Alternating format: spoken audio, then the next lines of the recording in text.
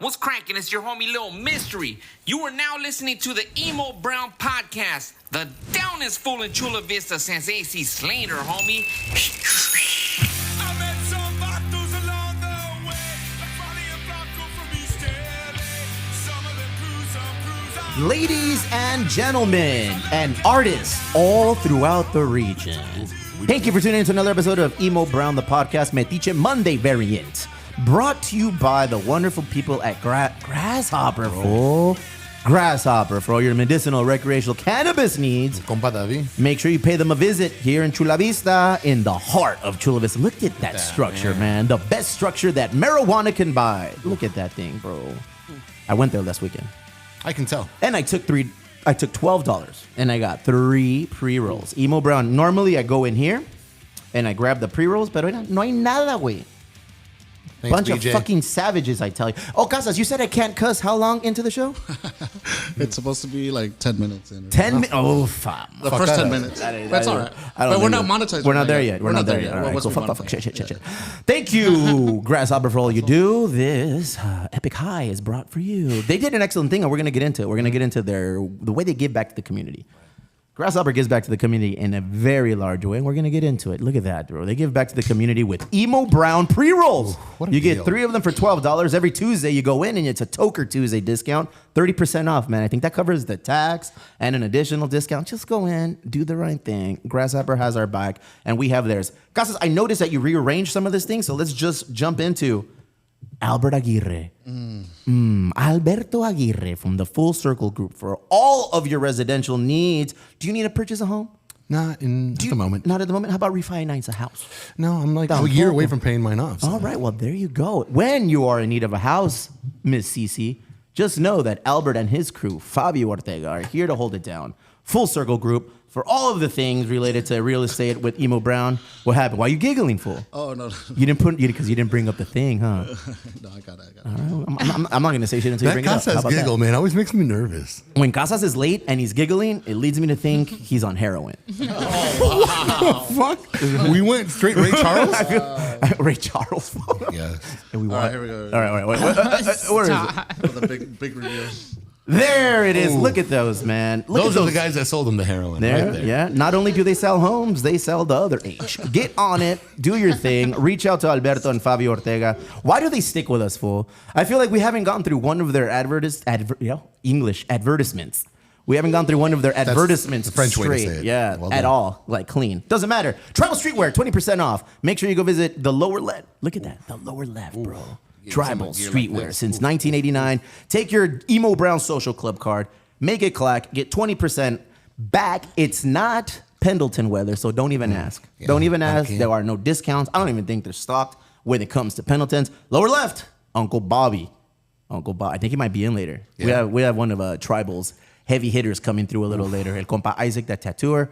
I think I'm going to be blessed with a little bit of that Tribal ink. It's been sanctioned by the board, by the commission.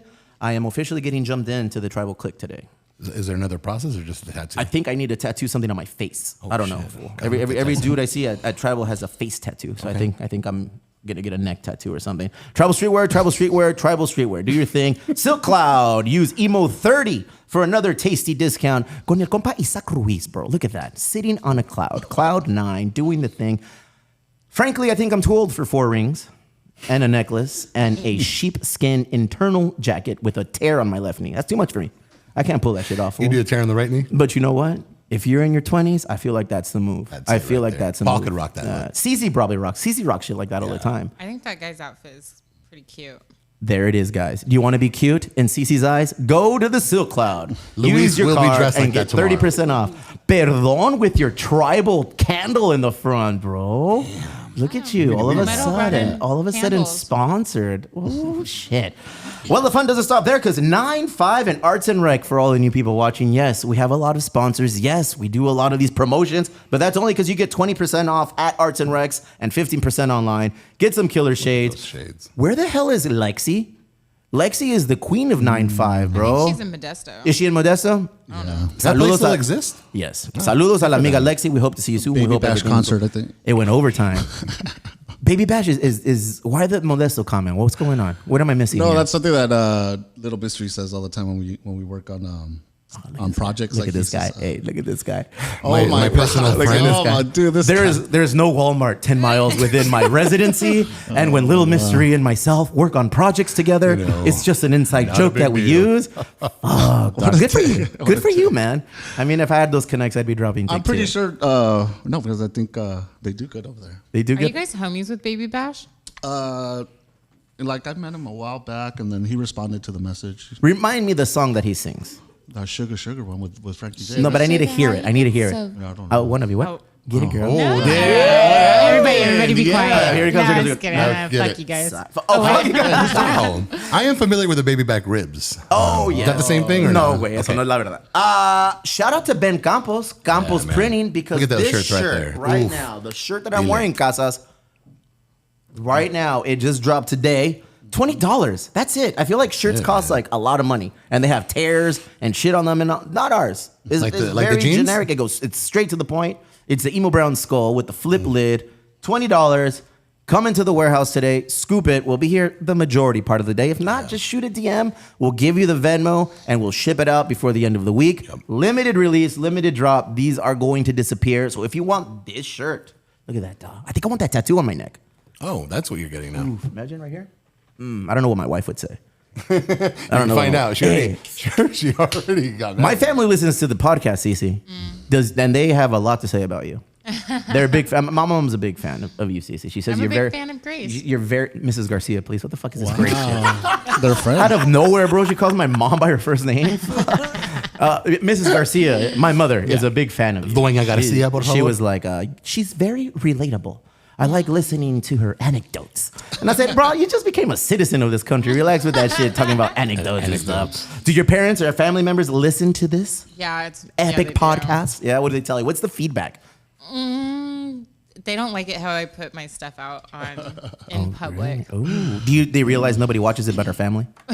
No. No, they're more shocked that I'm so open about it, but the stuff that I'm open about on this show is not stuff that I like hide in my private life, so it's no big deal. Look at you. You're just making your private life public now, though. It's out there. No, It's everywhere. I got stuff that I keep private. Like So, that one time you... Oh, yeah. Remember this text? Hang on.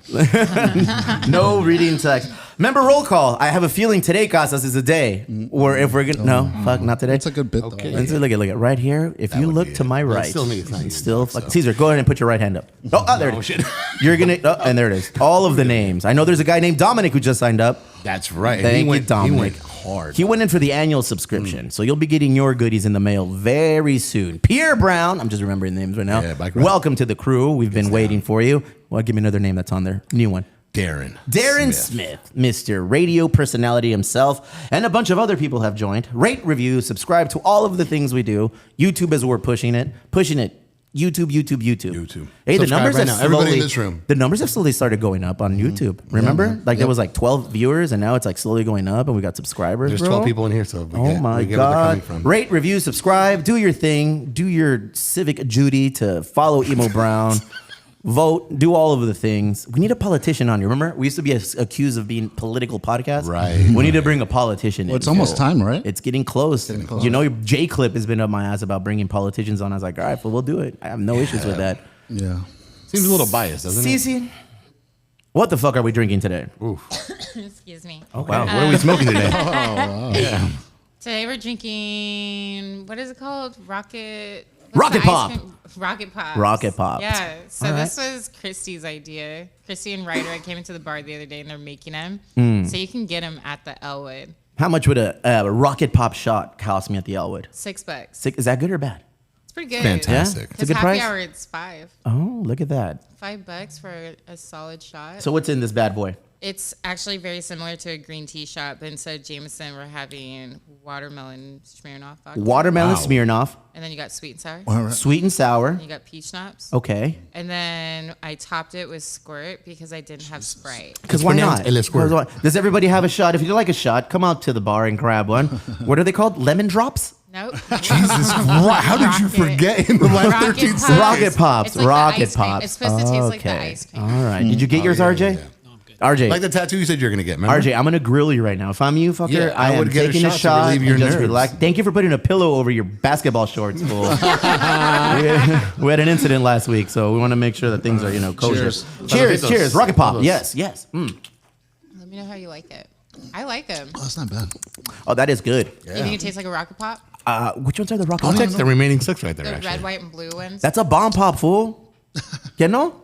I don't know. See, los bolis, not the bolis, I think it's a bomb pop. The Every red, time- white, and blue Every one. time I had the ice cream truck come along, all I got was that Lucas stuff. So I never. I once snorted Lucas and it burned the shit Same. out of my I sinuses. snorted that Raven's blood shit. What is Whatever. Ravens? What? That's You how know that black powder? Available only in Bakersfield, fool.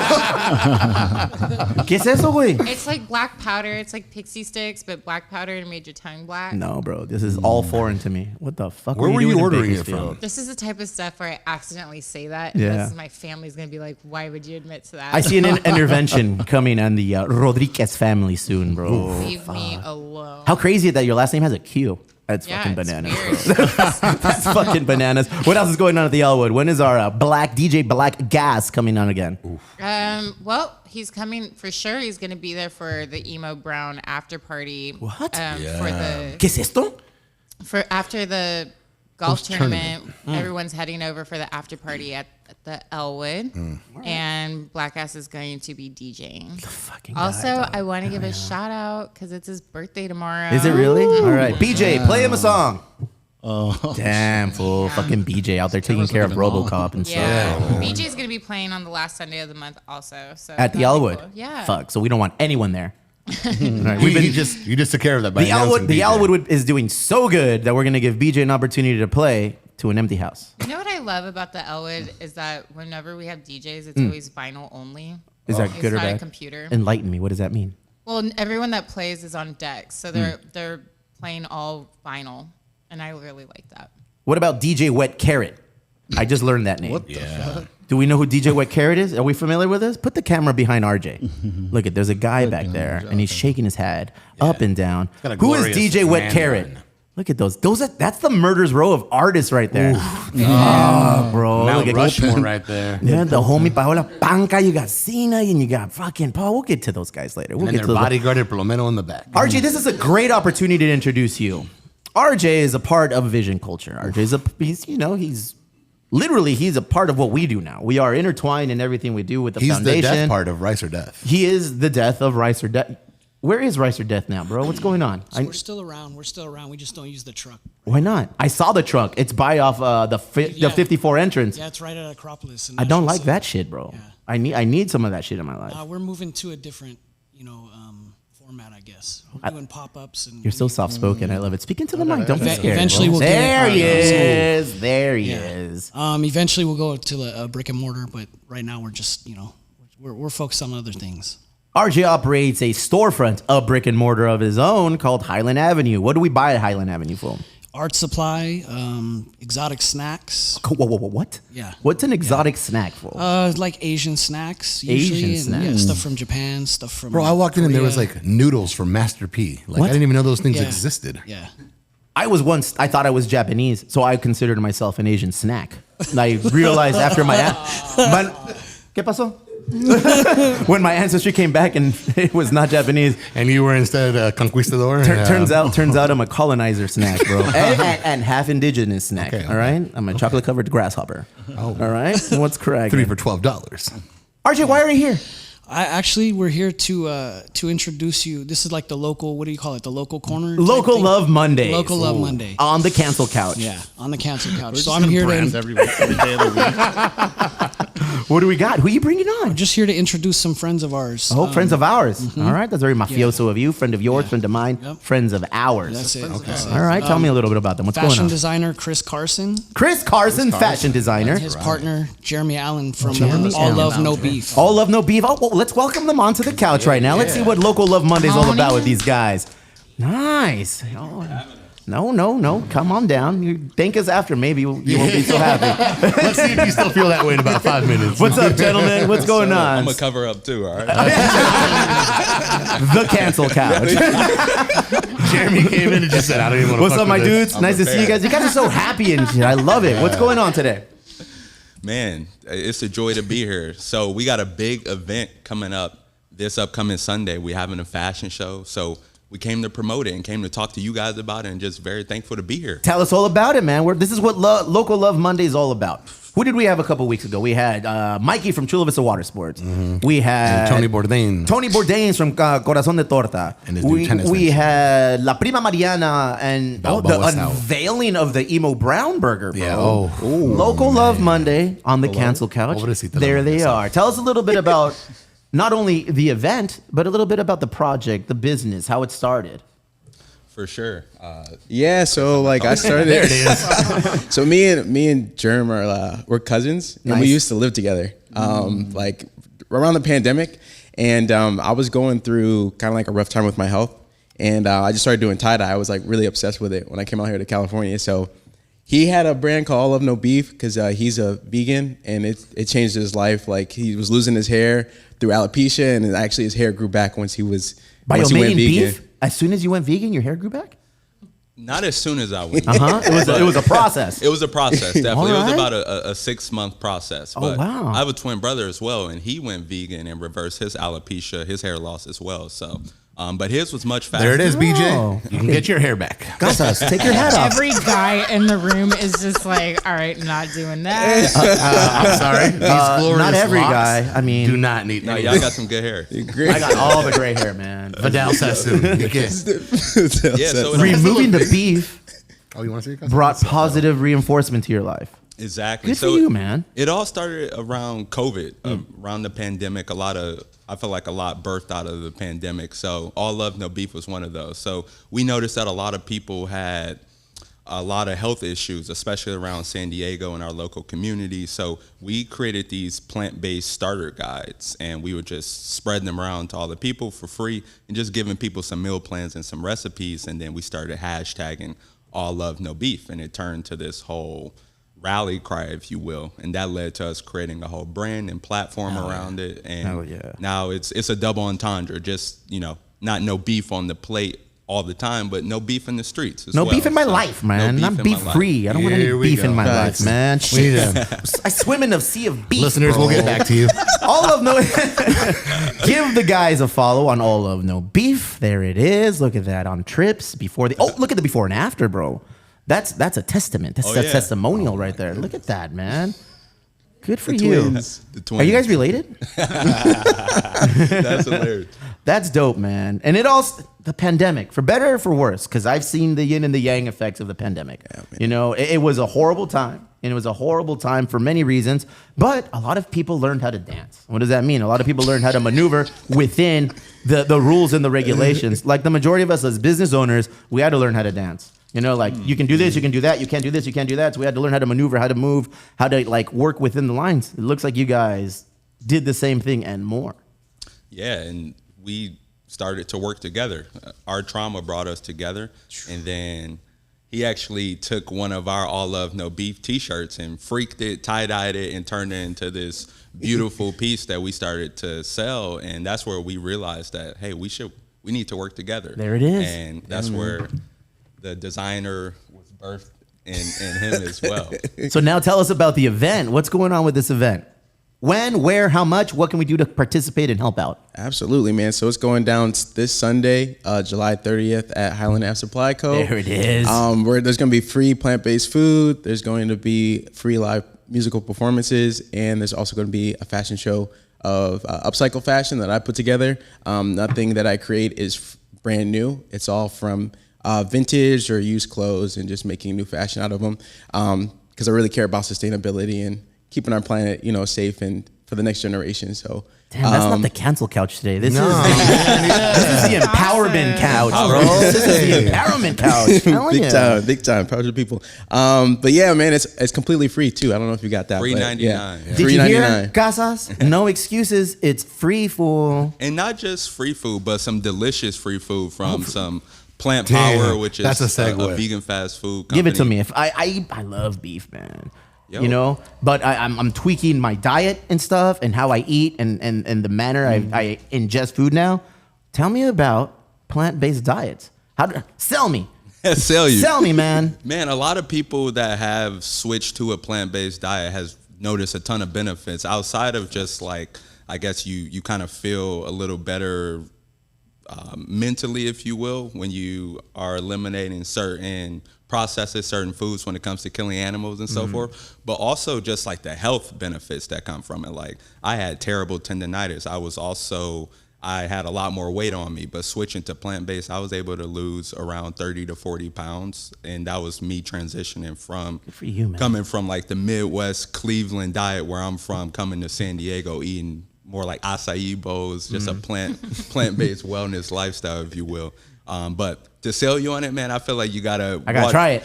You gotta try it. I'm in. But also watch some of the Netflix documentaries out there, like What the Health, Forks Over Knives, and some of those dope ones. That's what helped me, and also listening to different podcasts. All right. Out there as well. I'm curious. So, did you know about the links between alopecia and going vegan before you did it, or did you just decide this is what I'm going to do, and then this was the outcome, and then your twin brother also benefited from it? CeCe, that was 12 questions. I am so sorry. I am so curious, and I know that there's a lot of people listening because my sister has alopecia, and so it'd be interesting to like talk to her about your experience. I would love to talk to your sister and give her a plant-based starter guide. It's free, by the way. Where do we find this? AllLoveNoBeef.com. You can subscribe, free plant-based starter guides. The preparation on the couch. Guys, how do we come off as polished as these young men, bro? Because I feel like we are the antithesis of polished. We are dirty. We are smudged. We need to figure this out, man. Look at that website, bro. Oh wait, go back up. That hat was dope, man. Look at that. That middle one right there. Oof. I think he said he brought one for us. No, I would. Oh shit. I would use it. I might have something in the car. It's in the car. Or is that empowerment out now? Who's this guy? I would. What's this guy all about? That's my boy, Mac. He is here. I would use it simply for the double entendre. All love, no beef, bro. I mean, you know. That's a fact, man. Yo, I love to answer your question, I would say having my twin brother as a testament first. He went through it first and had the alopecia kind of on and off our whole lives. But then again, we moved to San Diego in 2017, and it just woke us up to this whole new wellness lifestyle. So San Diego introduced you into the plant life lifestyle. completely. Really? Yeah, Okay. and that's why I feel like homegrown this event. I've that been we're here all my doing. life. I haven't seen you. I'm about that Let's Kelly be honest. burrito life. Have you been looking? I haven't really been looking, but I'm getting older now, you know, and I would love to see options of what is available, you know? I mean, Yeah. it's a crazy life, bro. look at this thing. Let me see. What is that? Damn, Go to the looks got the Fires. cabbage. Oh my! Look at that. Yo, that's Ooh. right here in Chula San Vista, Diego. yeah. In Chula Vista, Atlas Monroe. Where's that? They actually turned down $1 million from Shark Tank. Really? Yeah. All right. Mark Cuban tried to buy it from him. They said, Mark nah, Cuban. we're not. Sick. What a lame dude. Like I said. Yeah, you should have said, "Oh, love, no beef." Look at that. Boom, right there. Boom. Hit him with that. Atlas Monroe. All right. You know what? I'm going to get your guideline on how to do it. I want to look up recipes. I legit want to jump in and see what it's all about. I'm an easy sell, bro. Like, people will come in and say, "Try this." I'm like, "Fuck, I'll try it." But this actually, this actually legitimately seems like there's health benefits and Yeah. stuff. Sounds like you used your brother as a guinea pig. Most definitely. I don't know if you caught on. Did you catch on that? Well, He's like, there's two of them, so he's like, He's like, my brother is the test case, so we wanted to see how it would work out for him. patient zero. Some might He was say. my accountability partner. I There feel it is. Or Okay. actually, I would say my wife was my accountability partner. She definitely helped make a lot of the meals with me. But again, he went through it first, and he showed me the different entrees and the lifestyle, if you will. And he brought me along. Actually, he kind of forced me into it. He was like, "Bro, we not gonna be dealing with this alopecia. Like, let's do this." So, Ah, good on you, man. I love meeting people who are like on a sick one on a positive note, though. You know what I mean? No, because all love no beef. All love no beef. Perros, relax. Like, real shit. Like, with the people that we meet, it's usually like they want to come out and puff their chest initially. It's like, it's like, fucking relax. Like, yeah. we're just here to like kind of like highlight and put the spotlight on people who are doing good shit. Incredible. These young men are doing it. Good on you. Appreciate it. Appreciate you, guys. man. That's Appreciate you. Wrap up with the date, the location, and all of the fun stuff. Come on, Chris Yeah. Carson. I know There you're. it is. There it is. So July 30th, come through. It's a free event out in Highland Ave Supply Co. on a beautiful Sunday. Bring your homies, bring your family. Everyone's welcome. All ages too. So come through and vibe with us, man. We want to bring a positive change to the community Look and at that. restore immunity to the community, man. We're gonna do it together. Let's go. Yeah. Dog. Damn. Look at that. Oh, you love that shit. Yeah. Ladies and gentlemen, got. all love no beef. Compa Jeremy and Mr. Chris Carson. Check them out. July 30th. We're heading out. We're going to do that thing. Thank you, gentlemen. That was awesome. Appreciate RJ. y'all. RJ. you're allowed to keep coming back, bro. You're allowed to keep coming back. Well done. I feel positive. Let's talk about the foundation. Let's do it. Let's talk about the foundation. We have events coming up on tomorrow. So tomorrow we have an event at Snapdragon where if you guys have not yet signed up, I think that one's too late, right? Yeah, we're good already. We're good on that. Yeah, So yeah. tomorrow is the Manchester United versus Wrexham at Snapdragon. Some of you know we volunteer at matches, at events, at concerts. At Snapdragon, we as a foundation, a nonprofit 501c3, do get a percentage of the sales that we have at our kiosk. Yeah. So come on out, Super hang out with impactful, us, yeah. do your thing. It's going to be insane tomorrow. I mean, that thing sold out within like a day, they said. Dude, I'm fucking torn. There's an opportunity for me to go to that. There's an opportunity for me to go volunteer, or there's an opportunity for me to go watch Man, Cypress. use your team, dog. Go. Or Cypress Hill at the Shell with an orchestra. I wanted to go to that, and a certain RJ was like, I'll take you. I feel like that's the fucking move. I love Manchester United. Glory, glory, Man United. Yeah. We love you. Whatever. But Cypress Hill with a fucking orchestra backing them up at the Shell. Say less, dog. Sass. We rode out there on the bikes yesterday for our little Sunday ride. We walked out there yesterday. Man, I think Casas, who do we have? How do we get tickets to this thing, man? Make that shit happen. He discovered Cypress Hill. Yeah, man. Sendog is his cousin, fool. Damn, fool. No. How I could get a ticket, man? Everyone thought. I told you that story though when we were kicking it here. What happened? When Wait, whoa. Wait, no. You and Sendog? Who you kicking? Remember, everyone thought he was hooting the blowfish. Oh, shit. Like, what do you do, fool? You're Sendog. You're obviously a down ass fool, and somebody says you're Hootie and the Blowfish. Fool. And it's funny because he's like, nah, it's not me, dog. And then they're like, no, dude, we know. Hey, sing that song. I don't even know Hootie's song. But they kept singing that one. I only want to be with you. That's the song. That's the song. Wow. The way he's saying it too is the way it should be saying right there. All jokes aside, make a call, dog. Give me a fucking ticket to the show. I saw. Well, Well, actually, I was at last year. I was at I was with CeCe. I was at the Elwood. And I was just hanging out there, and then I looked at my phone. I was like, "Holy shit!" Nas, Here it comes, guys. Here it comes. Nas was there with the symphony. Yes. Oh, yeah. So I just bought tickets and went on the spot. But this one's sold out already. Oh, it is? Yeah. Oh, damn. But yeah, it was a good time. Oh, damn. Damn, bro. Looks like you're not going. Yeah, so either we're going to the soccer match, the football match, we're volunteering at the football match, or we're going to go watch We got you on the Cypress volunteer Hill, front, dog. Or I can just stay home and hang out, bro. It's been fucking busy, bro. I have strong inkling that's what you're I think I'm going to towards, just hang out at home. You and an opportunity to stay at home and do nothing is your jam. July 27th, the San Diego Loyal play Borussia Dortmund. That's a soccer club from Germany, from the We still Bundesliga. need 3 more volunteers. Three more volunteers. Yeah. What day is that? July 27th. That's Thursday. Carry the one. That's a Thursday. Okay. That is a Math. Thursday. Well done, sir. Fuck, who wants to go volunteer? CeCe wants to volunteer on a Thursday. CeCe said, Another- don't even what miss happened? me with that shit. She's like, I'm updating my Tinder. What's going on? I'm trying to get tickets. Are you really? Oh, Yeah, fuck what? you guys. How much? Fuck you guys. What? I'm going without y'all. Are you really? It's your boyfriend's birthday tomorrow. Yeah. Do the right thing and buy us tickets. I'm not buying them. We took a picture, all 3 of us, at the brewery. And somebody hit me up and said, like, we're the Wish Cypress Hill, the Wish version of Cypress Hill. Because your boyfriend was in there, looked like Sendog with his fucking pigtails. I guess He looks like the guitarist from Metallica is what he looks like. He Yeah. looks does. like the guitarist from Metallica. Dave Navarro. No? Golf tournament. Yeah. Hit me with some golf tournament, you fool. It's going to be fun, man. It's going to be insane. Again, sold the fuck out. Yes. Nothing we can do for you there. Stop asking anyone. You sound you look bothered, fool. Oh my God, you should see my fucking DMs right now. I'd rather not. I know you guys are saving a foursome, so just hook me up. And I'm like, no, we're not. And No? even if we were, I wouldn't give it to you. True or false, AC Slater is hosting the event with us. No, man. They got in a wrestling match with him and Gus won, so he's not Gus coming won. out. Yeah, man. Oof. RJ, are we at liberty to say some of the celebrities that are going to be there? You have been a menace this whole process.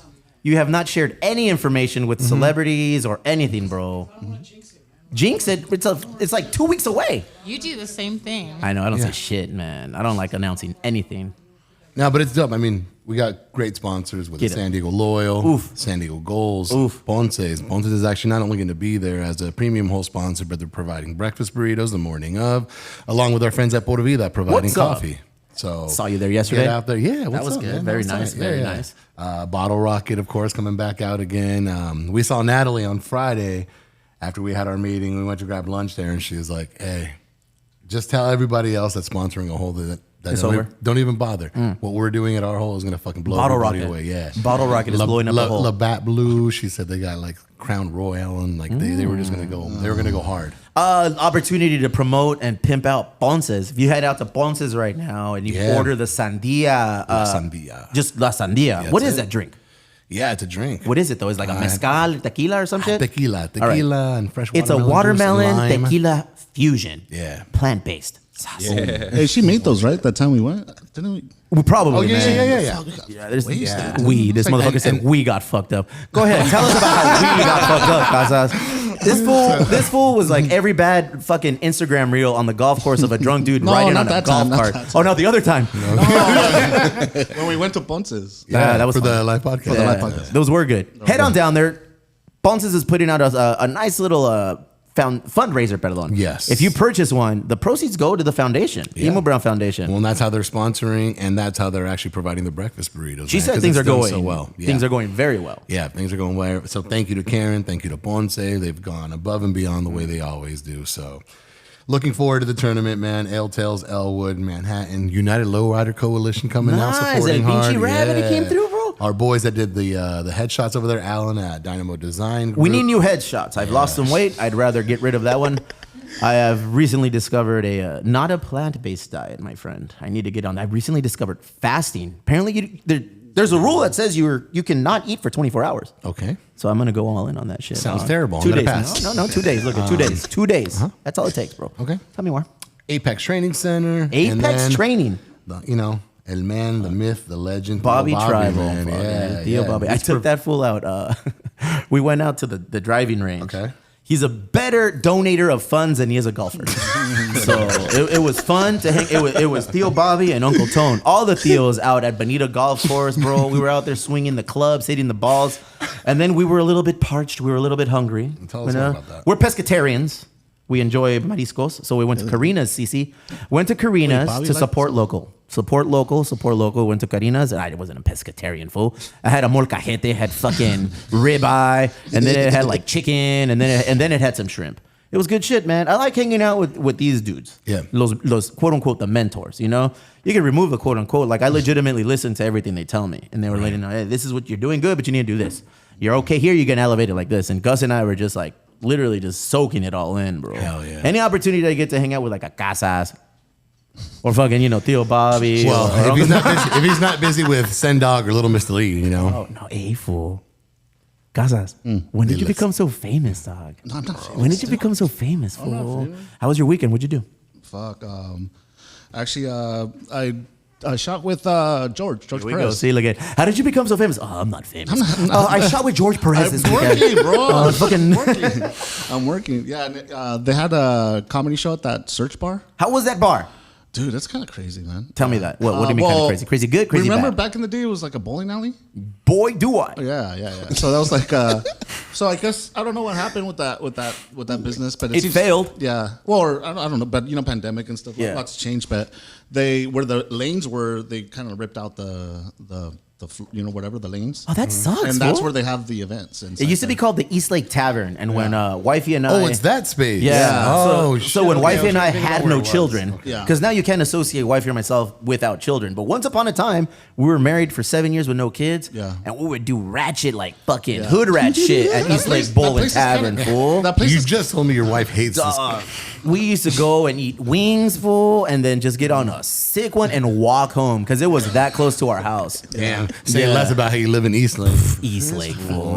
that place is crazy. Someone got caught getting more The drinks. wife that wanted to hide it comes out for a drink. What happened to this? Yeah. So the search bar is huge from what I remember. Search bar is huge. Yeah, it's almost too big, man. It's crazy, but they made it work. Yeah? because they sold out. It seems like the show. There was a ton of people there. Who were the performers? Who were the comedians? It was this one cat that I forgot his name, but he Edwin, headlines. San. Oh yeah, that cat. That Yeah. guy? Yeah. He headlines over in Vegas. Yeah, and yeah. a few Openers, and then George closed it out, and it was fun. That was a So good time. it was a total of 4 comedians. Yeah, it was like 4 or 5. Yeah, because the couple sprinkled a little. All right, so what I want to do, CeCe, this is what I want to do right now. All right, for the Emo Brown Boogie, what is it called? What do we call it? Backyard the Boogie. Backyard Boogie. Let's get serious for a second. Okay. For a second, we're gonna do the Backyard Boogie. I don't know when. Serious face. I don't know when. I don't know if every we're. time he goes, let's get serious, it means put it on your calendar, figure it out. Saca la plumita. This time I got you. All right. I don't know if we're going to do it on Labor Day. Right. I don't know if we're going to do it for the winter formal. You know? But what I would like to do, what I envision doing, is having a comedy show here inside of the warehouse at HQ. And I've already got one headliner confirmed who's in, you know? And it's George. We just don't know when it's going to be. And I'm going to think like maybe 2 more comedians, bro. Right. Like we have a DJ. nice little roster of comedians who fuck with us, Really dog. fucking do. And we can bring them in and handle it. Ooh, let's get fluffy. You want to get fluffy, dog? I want dog. fluffy. Ha ha ha. He follows me. I know, that's What's what I'm up, saying. dog? We're getting closer. We're getting We closer. can get 3 comedians and a DJ. Like a real good one. Right. Like Lexi. Or... Why the Will fuck? she be back from Modesta by Damn, then? the Who laughed at her? Who laughed at Lexi, fool? That Raise looked like your hands and show was yourself. that? Who Chris was that? Carson laughed at fucking Lexi. I don't know if he laughed or was it just a tie-dye. I think the move is we get a DJ, we get the brewery, we get 3 Punk to donate a couple of kegs. The Harvard-based after hours. We get ooh no, say with Harvard base. As long as he's wearing those shorts. So you want to do drugs? Híjole. Look it. The component would be 3 Punk provides. We get some kegs from the brewery. We get some bar backing, some bottles. You know, I don't know. You're in charge of all that shit, CeCe. We'll figure Or that you out. do have a sponsor that We do have a can sponsor by the name of Firme. That's a Firme-ass moment. Maybe they'll donate some fucking mezcal. You know, so we have that taken care of. We have the performers, the comedians, 3 comedians, a DJ. We get a couple food trucks to post up outside. Boom. You know? And then, I don't know, $50 a ticket? Is that a lot or little? I don't know. With drinks included? Yes, drinks are included. Drinks are included. Come on, say less. And Yeah. we're raising money for the cause. And then Grasshopper will throw a little bit of shit that way. So. Yeah, I could talk to some reps and distributors and get us some more liquor too. It's easy to get sponsored with liquor. Okay, Mama Kush over here. Mama Kush. I just need that tax ID number. And we're good. Do you remember Mama Kush? Are you familiar with Mama Kush? No. Mama Kush is a young lady. Here we Okay, go. so listen, I Listener, we'll be right back. came onto the Emo Brown podcast like actually listening way too late, and I think I got the very end of the Mama Of Kush Mama thing. Kush. We were at the Grasshopper anniversary party on 4/20. Okay. Boy, was that a hoot. Mama Oh, wait, Kush I rolled up to remember our live podcast and she started saying, "Hey, I've got 1,000 milligram edible panties." And we were like, "What the fuck?" And it was an older lady, and we were like, "Nah, we're good. We're good." we never even released that live. It was Jesus. on a sick one. Yeah. And then she didn't want to leave. Barry was in love. She's like, "Oh, tell me." Well, no, with the idea of what she was slanging, you know. And I don't know if he got her card and made it happen. Oh my god, dog! I noticed this weekend I can't hang with edibles. I can't hang. I'm taking are my favorite. I'm taking hiatus from the pre-rolls and everything, but that doesn't mean you have to. 3 pre-rolls for $12. The Emo Brown shop. But I can't. Oh my god! I went to Mountain Hawk Park. It's like Chula Vista's big, fool. Okay. The logo is the mountains and the sunset and the fucking ocean. You know. All of I those am things. aware of those All things. of those things legitimately are represented in Chula Vista. So we went to the fucking edge of Chula Vista, like borderline Jamul, and it's right on Otay Lakes. And there was Mountain Hawk Park. We took the kids because they have splash pads everywhere, right? And I was like, "Fuck it, we're gonna have we had a picnic. My wife's family was there. It was cool. It was a good old time. Perfect opportunity to pop a 600 milligram red vine nerd candy. Oh, I had one of those. Don't do that. I'm not doing that ever again. You did it all by yourself? No, my sister-in-law did it. Sorry, cuñada.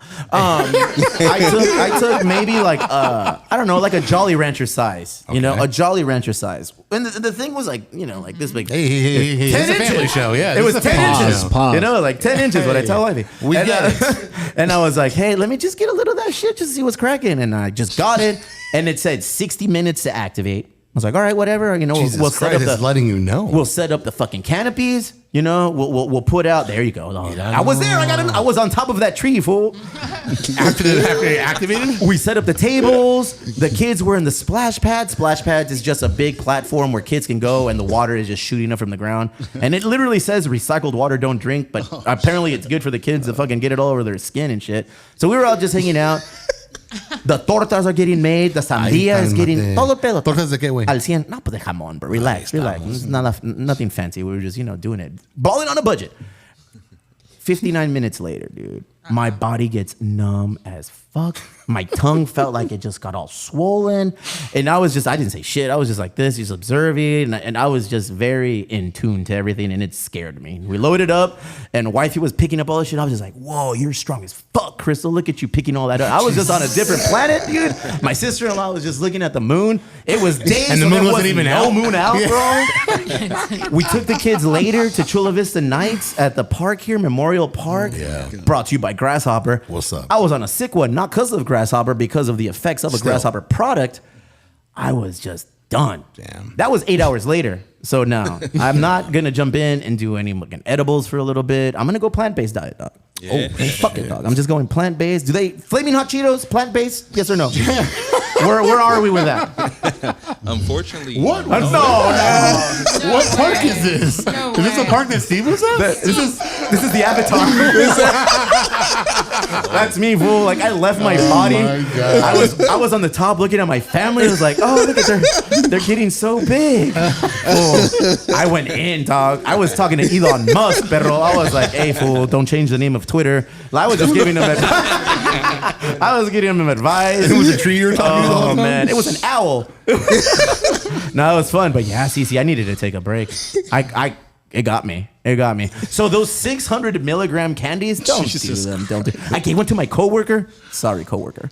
I gave it to him, and he had the whole fucking thing. Yeah. Oh my! He had the whole thing on Sunday. That's like a J clip. He called in to work today. He didn't show up. We were worried. He Like, can still operate a phone. That's no, impressive. dude, we were like, hey, this fucker didn't come in. Like, Yeah. should we reach out to him? So we started calling him, and at like 8 o'clock, what up? He called. I was like, yeah, bitch, work was at 4 this morning. Where the fuck were you? He's like, yeah, I just woke up. So yeah, 600 milligrams. That's on a So- sick one. Our cleaning lady, Leslie, gave me one of those ropes. Ooh, This is like a couple years ago, and I just ate the whole thing. I asked Matt, I was like, hey, do you want to split it? And he was like, what is it? And I was just like, it's weed. You want some? And he's like, no. And I ended up eating the whole thing. Oh, I see. And I got high within 10 minutes. Oh. And so I was just like, hey, Leslie, like I hit her up and I was like, what's with the rope? Like, am I supposed to split it or what? And she's like, split it in like 6. Yes, fool. And I was just like, fuck. And I even just- then, it's 100 milligrams per fucking well, thing. this was at There it is. 11:30 in the morning, right? And I still have Fantasia. to. I What's still that? have to bartend all day long. Oh, you bartended. I was so high I couldn't ring in drinks. I met Mikey that day. It was my first time ever meeting Mikey. Remember that guy who, big guy who drinks PBRs? Okay. He asked doesn't for exist, a beer. I don't know if wasn't you realize real. that He wasn't asked for real. a beer 4 times, and every single time I'm like, okay, I'll be right back. And I just left, and I wasn't like operating. I had to call in somebody early because I was just like, I'm too high to function. I only got too high to function twice at work. Is this why you ended up in a man. haunted mansion? Oh my lord. Yeah, I was very upset. 600 milligrams is nothing to fucking laugh at. That It was. is scary. I thought I was gonna shit. die. Yes. And Yes. and it was like 2 in the afternoon, and I'm like, I need a ride. Like I can't drive. I was dying. Oh, 20 milligrams makes you feel that way. Your shift ends at 7. What are you doing calling for a ride at 2 p.m.? because I got my shift covered. I was like, that was a I mistake. got my shift covered because I was too high. I even texted Matt like, I'm too high to work. Like I'm not operating. No. I try to drink. Like I was drinking hard liquor to hopefully like. That helps. Yeah. Listen, it works. Hang on a second. There's been times where I'm too high. If I just take a couple shots, I feel better. Sometimes when I'm super high on weed, I'll ask my friend, Casas, hey, saca la bolsita. Let's balance this shit out, You gotta fool. balance. Those Casas, things you got- never happen. You got that works. heroin? It Let's keep works. going. I did read that if you take one of those CBD tongue things, you know how they have the Listerine like lozenges. No, it's like a madre you put on your Oh, yeah, those are delicious. Yeah, you give those a It melts on your mouth. It dissolves in your tongue. Like a Listerine thing. Yes. So I was reading that if you take one like 25 or 50 milligram CBD tongue thing, it offsets whatever high you're on. Wow. I don't know. I've never tried it. Let's do it. No, fool, I'm not doing this anymore. So wait, well, you have to preclude that by doing the 600 milligrams again, I'm and then down. okay, wow. I'm not doing that shit. I You would did do the it. whole. Ugh. I did the whole rope. Blometo at raised both hands, so you 11:30, have and a partner. I was high. I was probably high for at least, I don't know, 15 hours. Yeah, It was no a doubt. There's no long way you could time. actually do that math. It was like 3 days. It was a long time. I wonder why your parents think you have a drug problem. I don't have a drug problem. I wonder why that works. Yeah, my mom is hey, mijo, ¿cómo hablas de marihuana, mijo? And my dad, no, mijo, no hagas esas cosas. And I was like, dude, I'm not really doing anything. It's just a little bit at a time. I don't even do the weeds anymore. No, they do you. Yeah. It's crazy. No. Little known fact, weeds, plant paste. Yeah, That's right. I don't know about 100%. I don't know about the marijuanas, but I know a place that you can come out and have a good time. If you can't make it to the golf tournament as Lord. a golf player, El rey del Segway. man, do we have a fucking treat for you? What's a treat? Tell me. Our friends from Ground Floor Murals. Okay. Let me talk to you about them. Oh, shit. They're going to be hosting a little something during the golf tournament for those who can't make it out. So they're stepping up clutch the way they always do. Because one of the other things that we're going to introduce at the tournament this year is a live muralist showdown. El Compa Like a Chicle. competition? No, man. Just everybody showcasing themselves. They're battling. No, damn, dog. Can you do that? Yeah, we can. We can totally have a battle. Chicle, Dickey Islands, our friends here, and Liquor Store Mike. Liquor Store Mike, the Dodger Yeah, fan. World-renowned yeah. Dodger fan.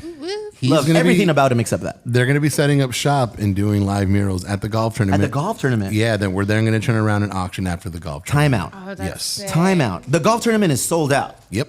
Does that mean- to attend as a golfer, but to actually come out and just hang out? We have a new element that Mr. Paul and Miss Cena. Ladies and will tell gentlemen, you about Ground right Floor now. Murals is gracing us with their presence. Local Love Monday on the Cancel Couch continues. What's up, guys? Yo, how you doing? Yo. Not a That's real- fucking crazy. Yeah, that man bun was like, Welcome back. It's been a minute. Oh man, I remember the first time both of you came on the podcast. It was like what, 2 years ago? Yeah, it was in the fun. middle of the pandemic. It was at the brewery in the closet. in the closet all the way we were downstairs. practically touching knees because You guys seemed so young back then. We got older. I feel like you've gotten older. Oh man. Tell us a little bit about Ground Floor Murals and a little bit about yourselves before we get into all of it. Cena, please grace us with your voice. Okay, we paint murals. We're done. Okay. Ladies and gentlemen, Cena. No, are you gonna do the whole summary of what we do? From the beginning. Yeah, okay. If you don't know, Sure. We started painting during the pandemic because we were curious about it and we liked art. All about some spray paint, and he very quickly. I was really impressed. Very quickly, he painted this beautiful rooster in his mom's backyard. And he said, "Cena, you have to try this." So I tried it, and I think we both fell in love with spray paint. It's ridiculous how fast you guys just exploded on the scene, especially knowing your backstory that you really didn't have, that wasn't part of your arsenal. You guys didn't do this before you started. Procreate pencils. That's And it. yeah, and then as soon as you started doing murals, it's like, boom, it just like a wildfire all over San Diego. Yeah. Tell us a little bit about that, Paul. so like I always knew I wanted to do something. I just didn't know what I wanted to do. So I was really, really happy the day that I found spray paint, and I just like, okay, this is what I'm going to dedicate everything to, because I had a lot of energy to give. I didn't know where to put it. Found spray paint, and I just really felt, okay, here we go. Damn, even when he's talking, is that Sinatra voice? You hear Yeah. that? And then we did the Tony Gwynn that kind of got everybody's attention, the Padres' attention. We worked for the Padres for a year. Look at that a one, season. dog. That was the one that got He's it about to go started. through the 5.5 hole right there. Boom. And that one just, we didn't know it was going to take off like it did, but we knew that San Diego was going to like it. During the time, it was very stressful. Everyone was kind of, there's a lot of tension in the air. So I figured, who can we paint that'll really bring us together, showcase San Diego, and really remind us who we are? So Tony Mario Gwynn- Lopez. No, That came later. that came later. Another friend of Casas. Tony Gwynn really did get the ball rolling for you, man. And now it got you a contract or an agreement with the Padres. Right. And with the Padres, list off some of the players that you guys did in the locations. So we painted Musgrove. Yes. Musgrove was our first one. No, then Joe. Tatis, then Machado on 3rd Avenue. We painted Darvish, which I really liked that one a lot. We've done Hoffman and Encinitas. We did Tatis again behind 3 Punkeos. There it is. And we continue to just like, when it feels right for the community, we really enjoy just painting what we think that they want to see. Sometimes we get it right. Sometimes we get it Let's focus. Let's focus on the wrong. Yeah, let's all do it. beef. No wait, all beef, no love on this segment right now. Yeah, yeah. Exactly. What are some of the ones that you've gotten some negative pushback on? Because you guys are kind of everybody loves you guys. Everybody, I feel like you're everybody's younger cousins. Everyone wants to embrace you until you do some controversial sports related artwork. What was the first one you guys did that got you a little pushback? Was it Okay, so we painted the San Diego chicken. Mm. We did that. Best we did piece it. we've Okay, ever we did made. it. And It's a great piece. that was a really cool mural. Yes. We were It was fun to kind of depict mascots doing what mascots do, and I think that some people took it very, very personally. Yes. Yes. That's Like what it I or say. not, here it is. Love you, SD. That's the way to do it if you're going to introduce one. I don't see the controversy. The Philly fanatic and the San Diego People chicken. love to cry about The shit. controversy is that, unfortunately, the Padres did not win that game. So the It's all your fault. controversy, It was our yes, fault. is that We did we made it so that they just You cursed it. It was our fault. cursed It was our fault. Yeah. And so I'd like to Good formally job, apologize guys. for that. Nice. Well, We don't it know didn't any end feedback there. from It Dodger didn't fans? end there because you transcended it into a whole new controversy. What was the next one? Yeah. Are you talking about Mario Lopez? Okay, then. Is that All right. right. well, for a while, I was a little bit like, dang, like you love us when you love us, and then you don't like us when you don't like us, and it was kind of I was trying to push a little bit of envelopes.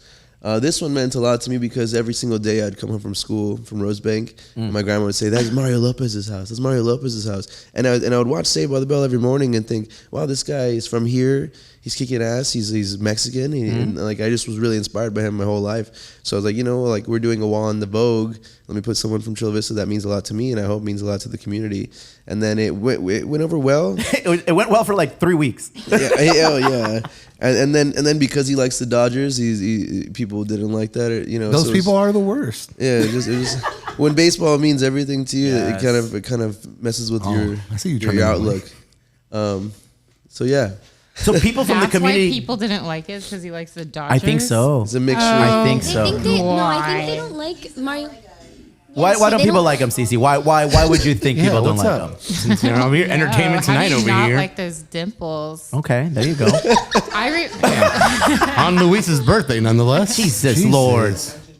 Relax, dude. Do you remember that episode on Saved by the Bell where he was a ballerina? Boy, do I. Get it. That was a Those great little one. They were tights. dancing at the max. Yeah. You know? Yeah, so I excited. grew up watching Saved by the Bell. So my love for the show transcends into my love for the characters. And when I found out one of the characters is like me from my community, I was down the like, street. that's fucking dope. You know? I think that's dope. And I get the pushback. I get it. I get that he's a Dodger fan, but who fucking cares, bro? That means nothing. If that's what's gonna piss off people is just a baseball team. Yeah. Like that's not too bad. Look it, I'm brown and yellow That's not until too the bad casket compared to falls. You know, everybody until the else. casket falls. But I feel like, oh, you know what? He went to my kid's school and he did a whole like, there he wait, is. before we get into it, like, you know, That's Chula Vista right there. I have that move. Shit. I've seen Casas do those moves. I'm not going to lie, dog. Oh shit! Look at him. Shout out to Mario. Dude. He gave back to my kid's school. He went to Kellogg Elementary, and I guess he started like a whole arts program for them. So for me, it's like, oh, cool. You know, I was in banking growing up, and his family banked with where I banked. So I was like, oh. So I felt that connection. I was like, that's cool. Somebody from our community doing it. Wasn't the response that was reciprocated throughout Chula Vista. Your mural got decimated. It did. Probably like a month into it at most. Yeah, it was a while. It was a while. It lasted We maybe rode for a while. I'm surprised, like honestly. 5 months. What do you 4 months. How does that make you feel first off as an artist? Like that's your project, that's your, you dedicated time, effort, and a little slice of your heart, Cena, into this project. Okay, I did not paint the Mario Lopez mural. I didn't paint Wow, it. way to throw shit. one under the Jordan. Jesus. No. But with that being said, wait. That's a good out. With She's that like- being said, That shit was all bomb. with that being said, it was a beautiful mural. It was art and it was beautiful, and that's someone's work Yeah. that they time and money went into. And I think that to go over vandalize someone's art like that, it's not like you're burning it. It's not like what they were doing over his artwork was better. And then also it's disrespectful whether you like the guy or not. You're you like, okay, great taste. I don't know. Yeah. But can I talk about how I had this diabolical plan? Ooh, you're not down. Let's go. Let's go. So Don't say names. no, I don't even know the names. The guidance counselor next to you. Just don't say names. My PR guy. The person who did that. So you guys know who did that? We have pictures and footage. And he's right there. Plomero, come on up. No, we got someone sent me their profile. Okay. On Instagram. And we also, so we know who did it. We're going to put it in the profile in our link if you guys want to Go to our link tree. Yeah. And so they are a tattoo artist. And I was thinking it would be so funny if I were to message him and say, "Hey, I've seen your work before. I've seen it in person. I really want some work by you. Let me show you an example of like what I've seen from you." And I just sent him the picture of that. Oh, damn. Hey, Tina, I am glad we're on your good side. bro. That All little beef. I mean, it's kind of fucked up because as an artist, like messing up another person's art. And you're not even gonna make it look cool, like whatever you're doing. They put like Hitler stash on him. Did they really? Yeah. Yeah. And like I don't know. I just remember it was all written all over, and then like literally the next time I came back, it was a blank slate all over again. Yes. It turned into Chaka. No. Chaka's there now. Yeah. If anybody When did that vandalizes happen? Chaka, Like 2 days ago. Okay, I was gonna say I literally was just down then. There was nothing there. Good for Chaka. yeah. Let's get on the positive tip. Yeah. Imagine a world where the parents are proud of one of the pupils who is a fucking mural. Right. This weekend, Fernando Tatis's parents, bro, were out visiting murals in Chula Vista and in OB. So there's photos of them hanging out here in Chula Vista in the alley, which I felt bad. Yeah, dude. Yo. I started getting tagged, and people started sending the photos and the screenshots of the mom and the dad like posted up in front of the mural. Sick. Which I felt bad because it's in the alley, bro. Right. It's like the dumpster, and then Fernando Tatis's epic sick. mural. That's dope. It's hard. You know, and they were just posting. I was like, oh, that's cool. So for every yin, there's a yang. For every, like horrible experience, they're obviously proud of their son and proud of what you guys did. And that one you can take credit for, Cena. Yeah. I saw you there. I saw you there working on that one. Sure. So that's dope. I don't know if you have a picture of that, Casa. Damn, I feel like Lexi, dog. And that's where we first met. When I took Natasha out there and we brought him on the podcast based on that conversation. Yeah. Oh, no, B. Yeah. Yeah. Oh, yeah. That was cool. Yeah. You handed me some beer.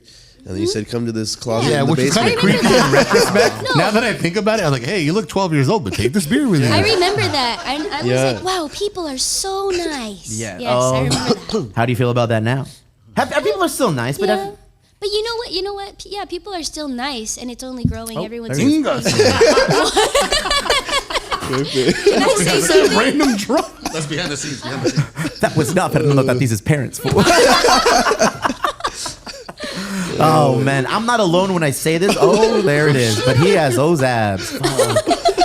My family and we have gone to all of the murals, and I'm not alone because I have other friends that have taken their kids and taken a photo in front of every mural that you guys have done related to the Padres. You know, we went to La Mesa, we went up to Claremont Mesa Boulevard, we went to Trevor Hoffman, we went to Manny Machado. We've done them all, and Tony Gwynn in City Heights, and then now here it's like it.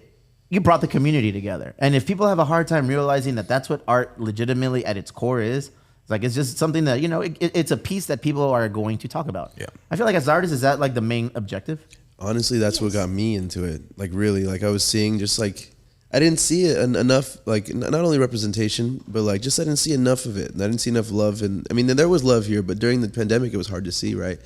And so that's when I was like, we should just do this. We should dedicate ourselves to just bringing people together and putting stuff on the walls that represents Chula Vista. I know they're not from Chula Vista, but Manny Machado feels like Third Avenue to me. And that's why I really pushed really hard for the Padres to come this way. And I introduced the mayor to the Padres, and I thought that was like had to happen. That was like you guys legitimately, provided a service. You guys linked up with the Padres. You guys played a role in bringing the Padres to Third Avenue and having an event. Like all of these things, you guys, and it was a product of the pandemic. Right. So good on you, man. When are you getting your mural? Well, my mural was brought to you by. that one. Yes. Yeah, I would love to put that one. I can't your wait, face on dog. that. I can't wait. I don't appreciate this. Well, look at if you go to Paul, if you see behind him, there is an unfinished mural back there. Look at that. There it is. The black. Yeah. I want him to put a chain on it, bro. I want I want to redo the whole thing. I do. What? Like make it better. Make it more suitable. Okay. Yeah. There's rumors that there is going to be a Benito Santiago with a. I don't want to That's give been too a much. rumor for years. When is that happening?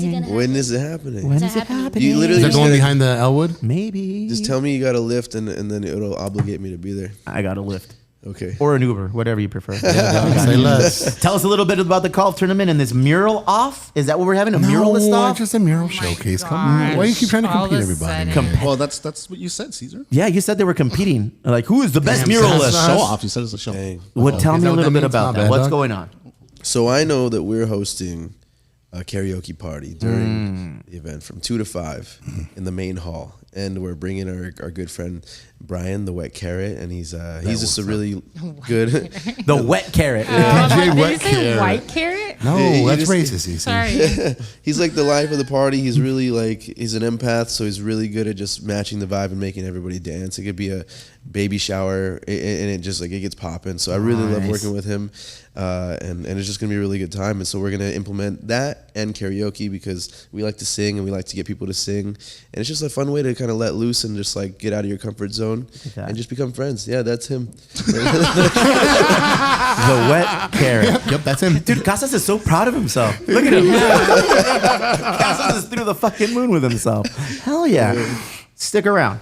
Yeah. Because we have another awesome artist coming in a little later. We're gonna post about that today. So $25 will get you into that lounge. all right. 2 drinks.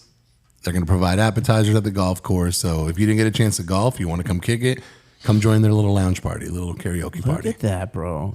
Can we plug an event? as Plug it well? up, bro. Please. So we've done a couple things. So we just finished our 4th can for A.O. Smith, and it's going to come out Tony Gwynn Day. That is a lot of cans, bro. Get in there. That's We crazy. still don't have one with you guys. Well, I mean, Ooh. say when. Oh my Say god. when. Wait, is that on me? Yeah, Yeah, see, a that, little see bit. that throws him under the bus, and then he throws you. You know under what? the I'm bus. going to It's sanction round you and guys to do round. Don Fanucci, our Italian Pilsner. Oh, Don Okay. Fanucci. Oh, that'd be cool. Yeah, hand. Okay, not just that, though. That was the subtle one. We're also having an event at La Concha on E Street at E La and Concha 3rd. Bakery. Dude, that's my panaderia, We're bro. doing a big mural on the side. It looks like a still life. It's really cool. Cena's really kicking ass on this one.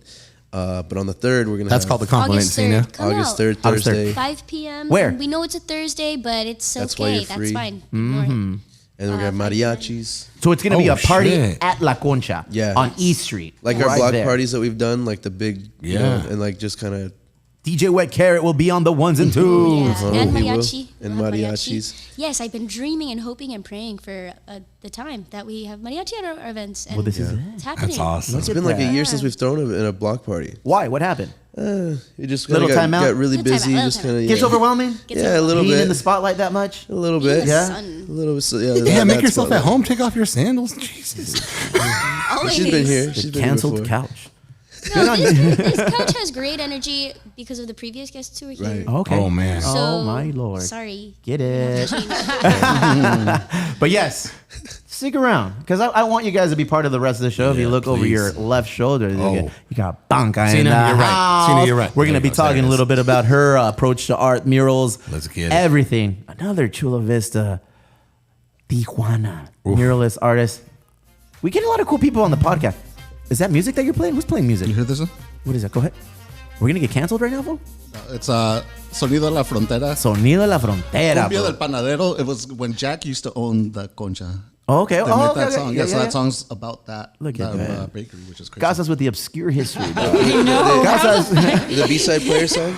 That's B-side player. Yeah, he he- was telling us about that song. He's Oh, like, yeah? you gotta tie it in, you gotta play it. So when we make the video for it, we're making a documentary of it. It's really cool behind the scenes. Omatic's doing it, and then we're gonna put that song. He wanted us to guys, put that bro. song for the intro. So much news. So Love much. it. So awesome. while. Stick around. Let's get into it. I'm very interested about your haunted experience, CeCe. Oh boy. Out with it. Are we doing this now? We're doing it. Let me get a Alright, little bit of guys. mezcal to make this, Yeah, proper. It's gonna be the Pour firme yourself moment a of the day. drink. I have a feeling this will be the firme moment of the week. So let's see. 1, 2. That's you. So 1, 2. okay, so all you guys know from, I was gonna post it on Instagram to see if anyone wants to see the ghost photos, but I decided to wait for the podcast. because we did talk about it on here. So this is an exclusive. This is an exclusive for the So here's how it started. We all know that one of my family members passed away, and I wanted to go all the way to Central Coast to see my family because I feel like everything has been happening so busy in my life, and I'm like, I gotta stop. I gotta be with my family. And the thing is I planned this so late that I didn't get to stay at a family's house, whatever. So I got a hotel room. And if you guys didn't hear last week, there's gonna be a little catch up. This was a lot cheaper to have a master suite, and so I get in my car to go to Santa Maria, California, which is, if you guys don't know where that's at. I do not know where that is. The closest city that's like a major city is San Luis Obispo. The slope. Or like it's above Santa Barbara, below San Luis Obispo.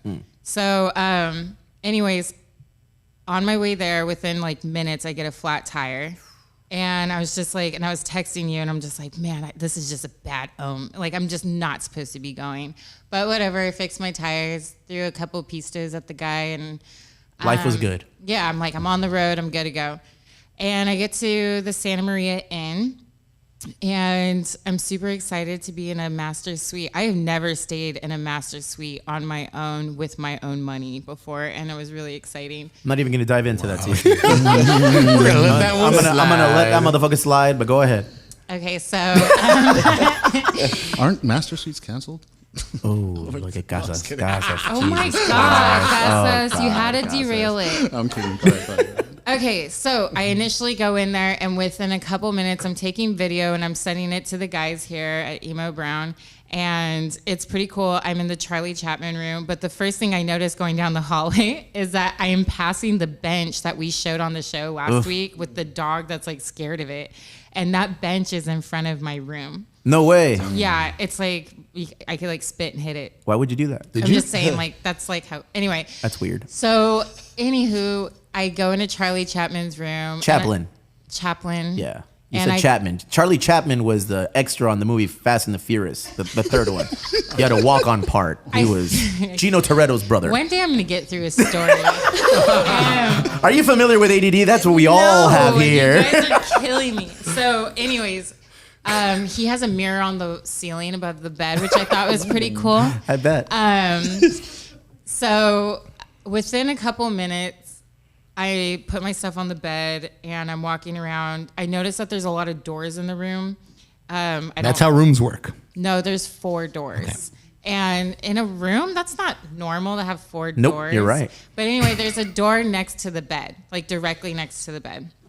And when I'm like sitting there on the bed and I'm on my phone, the door knocks and you can see the door move and it goes...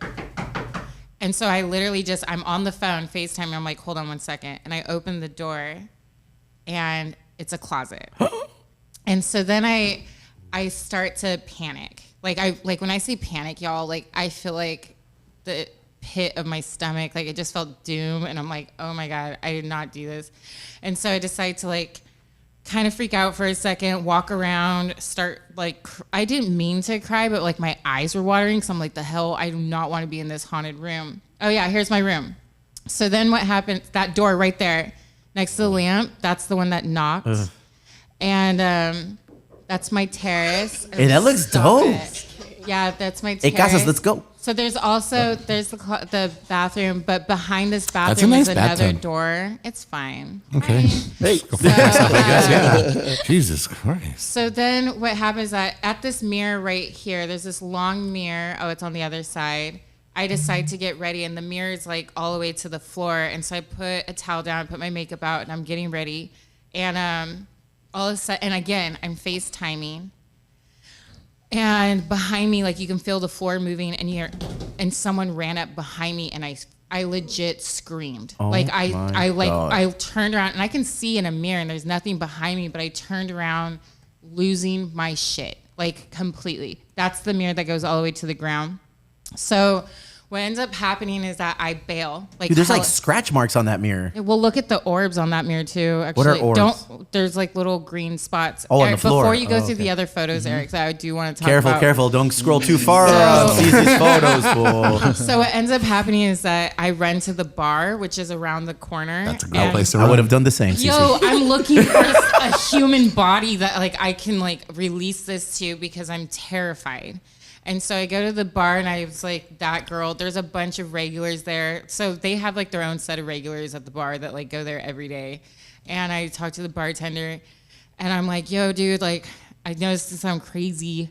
And I know I'm sure you get this a lot, but there's some weird shit going down in my room and I'm starting to panic. Like I'm trying to like breathe through this. And he was like, what room are you in? And I said, I'm in the Charlie Chaplin room. And they all went, oh, like all the regulars. And I was just like, what? And they're like, and then You're going to die today. the bartender said this. Let me guess. There was knocking and then someone came running up behind. And I went, yes. And in that order. And he goes, I've been a manager here for 12 years and I haven't seen a single thing paranormal. And I'm sure there's an explanation for it. And I just felt so dismissed. So, and I haven't been drinking. You guys know that. And I was just like, all right, I'll take a beefeater martini because I'm like losing it. And I'm waiting You drank full. Yeah, I had a martini Look at and you. one martini and I was on my butt. Yeah. So, my mom, I was waiting on my mom and my aunt to call me go over to their house. So I go back to the room, kind of get my stuff and then leave. And my aunt was just like, hey, you know, if you want to stay here, you can stay here. I'm like, okay. Mama didn't raise no quitter.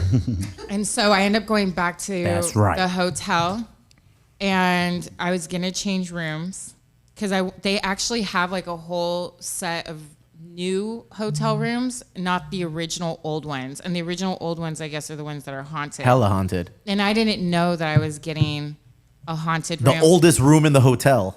And so I went up there and the security guard was just like, well, I can give you a tour of the haunted rooms. And I think what it'll do is you'll have a better understanding and be more fascinated than you will be scared by the end of it. And he's like, you're very lucky to have an encounter because not everyone gets an encounter. And a lot of people rent these rooms for that. And I'm just like, The fuck? Did you hear like any You're voices? so lucky.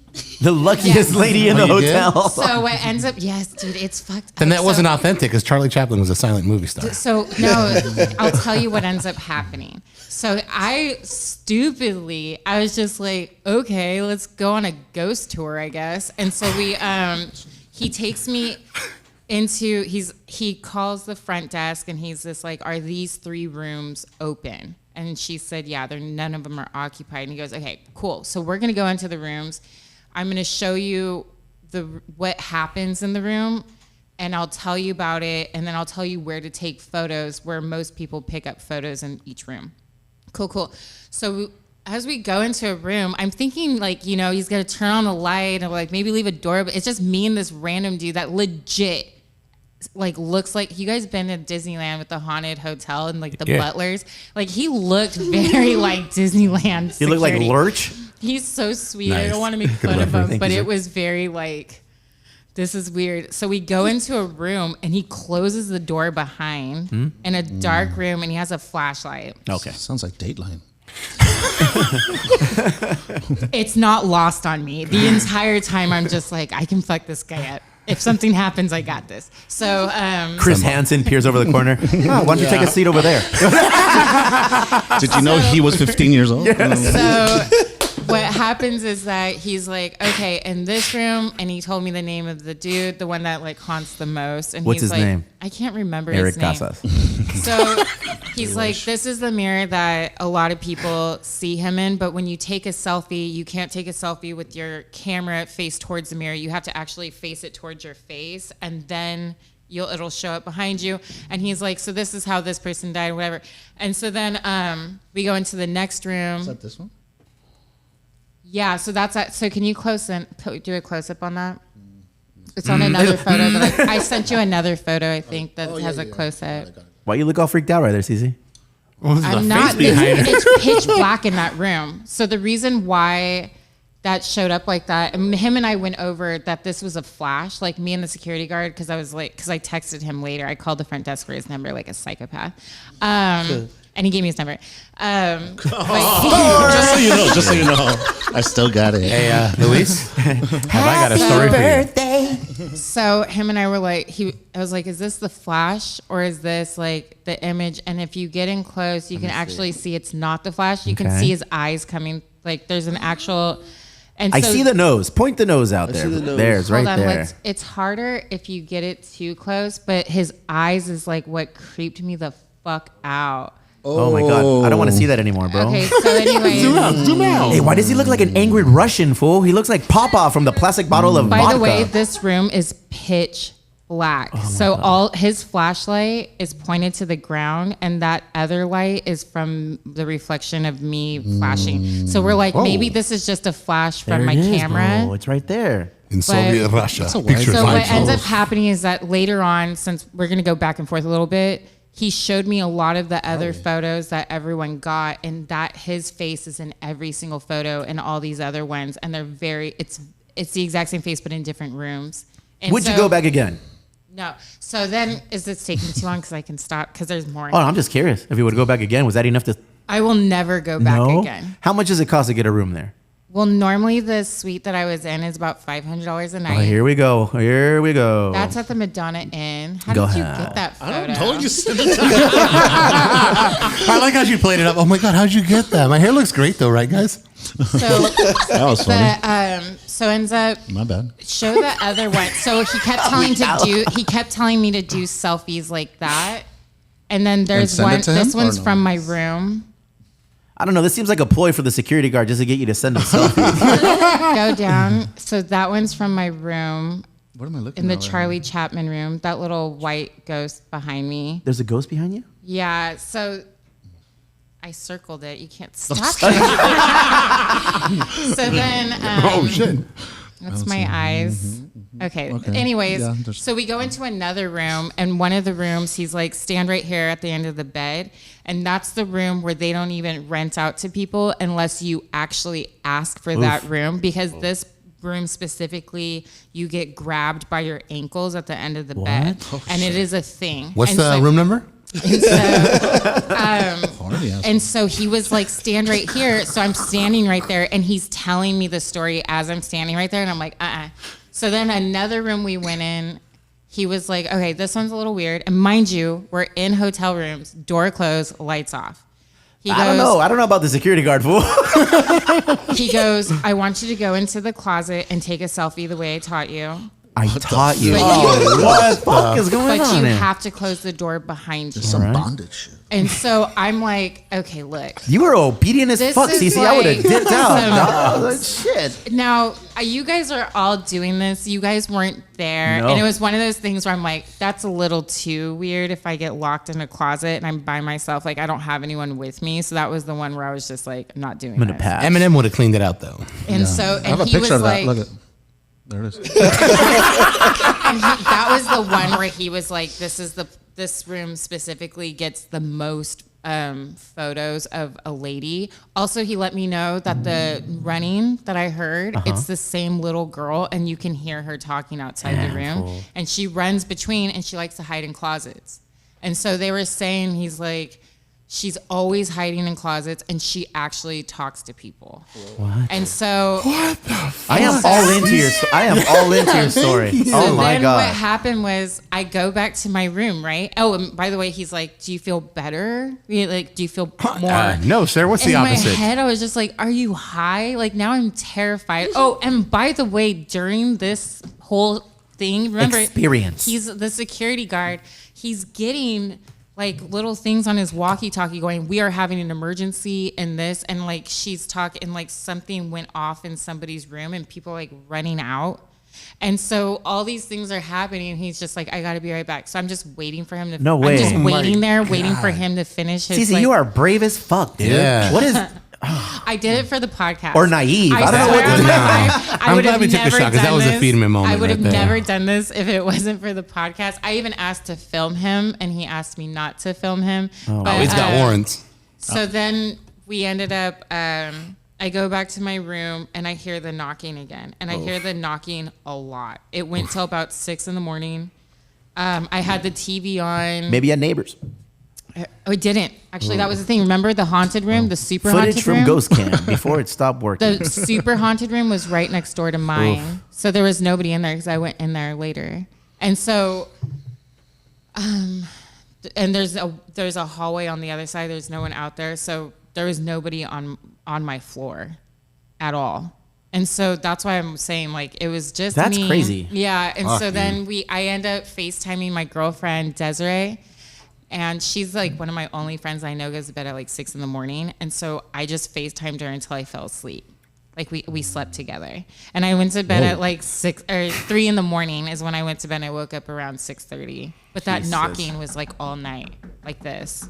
And it was just nonstop. They say the thing about casas. Fucking CeCe. Hey, It was horrible. I will never do it again. I had to still go to the funeral the next morning, and I looked like you gotta shit. follow that up with a funeral? I mean, that's why I was there, is to be with my family. How many and I nights was did you stay at the hotel? One. One is enough.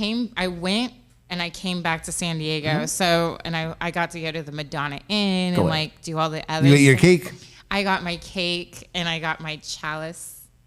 I love the Madonna Inn. That was a firme ass moment, bro. Jesus Christ. Yo me tengo que cambiar los man. canzones porque Always la CeCe me dijo respected, eso. always firme. Well done, CeCe. So yeah, I'll post the photos up on my IG and you can tell me if you think they're fake or not. I don't believe in that shit, but I believe that other people fuck see it. You. If no. Go, I'm saying. Swear, I'm saying. I got no reason. No, I know. To like if anything, I'm on your side with this Can I finish? one. Can I finish? No, I don't want you to finish. I feel so defensive because so many people are like, "Did you actually see it?" And I'm like, not only I experienced it, and I wasn't like in my head. It was just immediate, and I wish it was not. Would you go back again, like with like Luis? No, I would No? never go back again. The fuck is Luis gonna do against a ghost? That fool? hair, dog. No, I would never do that again. I didn't sleep at all. It felt like I was just constantly, all the lights were on, the TV was on full blast so I can sleep over the knocking. Oh, Like it was just awful. Ugh. Well, CeCe, that was awesome. Sorry. yeah. But yeah, no, they're great. The customer service there was bar Phenomenal. none. Oh, I bet he took you into And the closet. That He took you Beefeater into the- martini was incredible. There we are. Is that the last drink you've had? Yes. Oh, so how much longer are you gonna go without drinking? Another month. Otro mes. So the golf tournament. Yeah, I'll be drinking by the time the golf tournament Nice. comes around. I think my mom and mom and Crystal want to bartend the brewery again. They had a good time. Like people were tipping us, and I was like, CeCe, thank you for sharing us, You're shedding a little bit of welcome. light on your Never again. extraterrestrial experience. I just That's recommend crazy. if you guys want to book the hotel. What's it don't- called? It's called the Santa Maria Inn. Oh, very creative. If you guys want to book the hotel and you don't want the ghosties, but you want to experience being in a ghosty area, ask him for a room that's not in the old original building. So that's it right there. Yeah. Ding, ding, ding, ding, ding, ding, ding. So Bananas. So the ghost needs to come out of the closet. Yeah. Oh. Oh, I see what you're doing there. No, Well I'm done, just well saying- done, no, Casas. just Well saying. done. Look at you. Look She at you. said- The low-hanging she goes fruit in the brought to you by closet. Eric Casas, the third. She needs to knock. He just needs to knock. CeCe, I hope you stay there, Eric. He I won't hope stay they there. find Never you. gonna stay He won't He stay down there. ass. And you know what I forgot to say? Someone on Instagram was like, make sure you turn around and say you cannot follow me. Why? What does that do? Oh, Because did you say the that? ghost can follow you. Oh, they're probably here right now. Oh, And so, No. but I guess they follow you until your next spot. And I went straight to church. So you think you're good then, huh? Oh, maybe you fixed it. Maybe it's not haunted anymore. Look Yeah. at CeCe if over they here, the were gonna attach Ghostbusters. to me, I don't want them attaching to me. Let's do this. Let's do this. Let's take a break. Let's have some drinks. Yeah. And then let's come back with some more talent. Oof. Paola Villaseñor Panca is going to be on sharing her story, all of the things. We're going to have ground floor murals here. We might have an apparition. Is that how you say it? Apparition? Sure. Un ghost? Okay. Hey, man. ESL, but I gets down. Take a break. We'll be right back.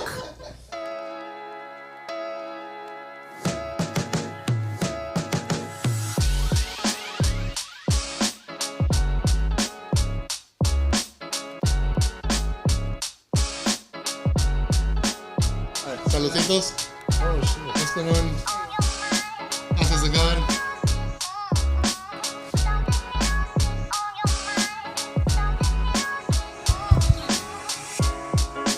That was nice. Wow, wow, wow. Firme Mezcal, brought to you the wonderful people from Firme Mezcal. That's what goes down with Firme Mezcal. Oh, we're on, CeCe. Oh, we are all the way on. We are live and direct. Well, not live, but we are direct. We are here at the Emo Brown headquarters, located in Chula Vista, California, home of many talented people. An ungodly amount of talented people. We've already touched on Mario Lopez. That's right, AC Slater himself. Jessica Spano's boyfriend. We've already talked to Ground Floor Murals, all of the talent that they possess and artistic abilities that they grace us with on a daily basis. And chip eating abilities. And none under that. Another guest today. We have all of the artists today. A muralist, an artist, binational resident. ¿Cómo se dice? Fronteriza se dice, Panca. Ladies and gentlemen, Paola Villaseñor, alias La Panca. What's up, yo? It's nice to have you in here. Thank you for having Muchísimas gracias por venir. No, gracias por invitarme. We are, Casas, thank you. You've done it again, Casas. You were able to unite the tribes.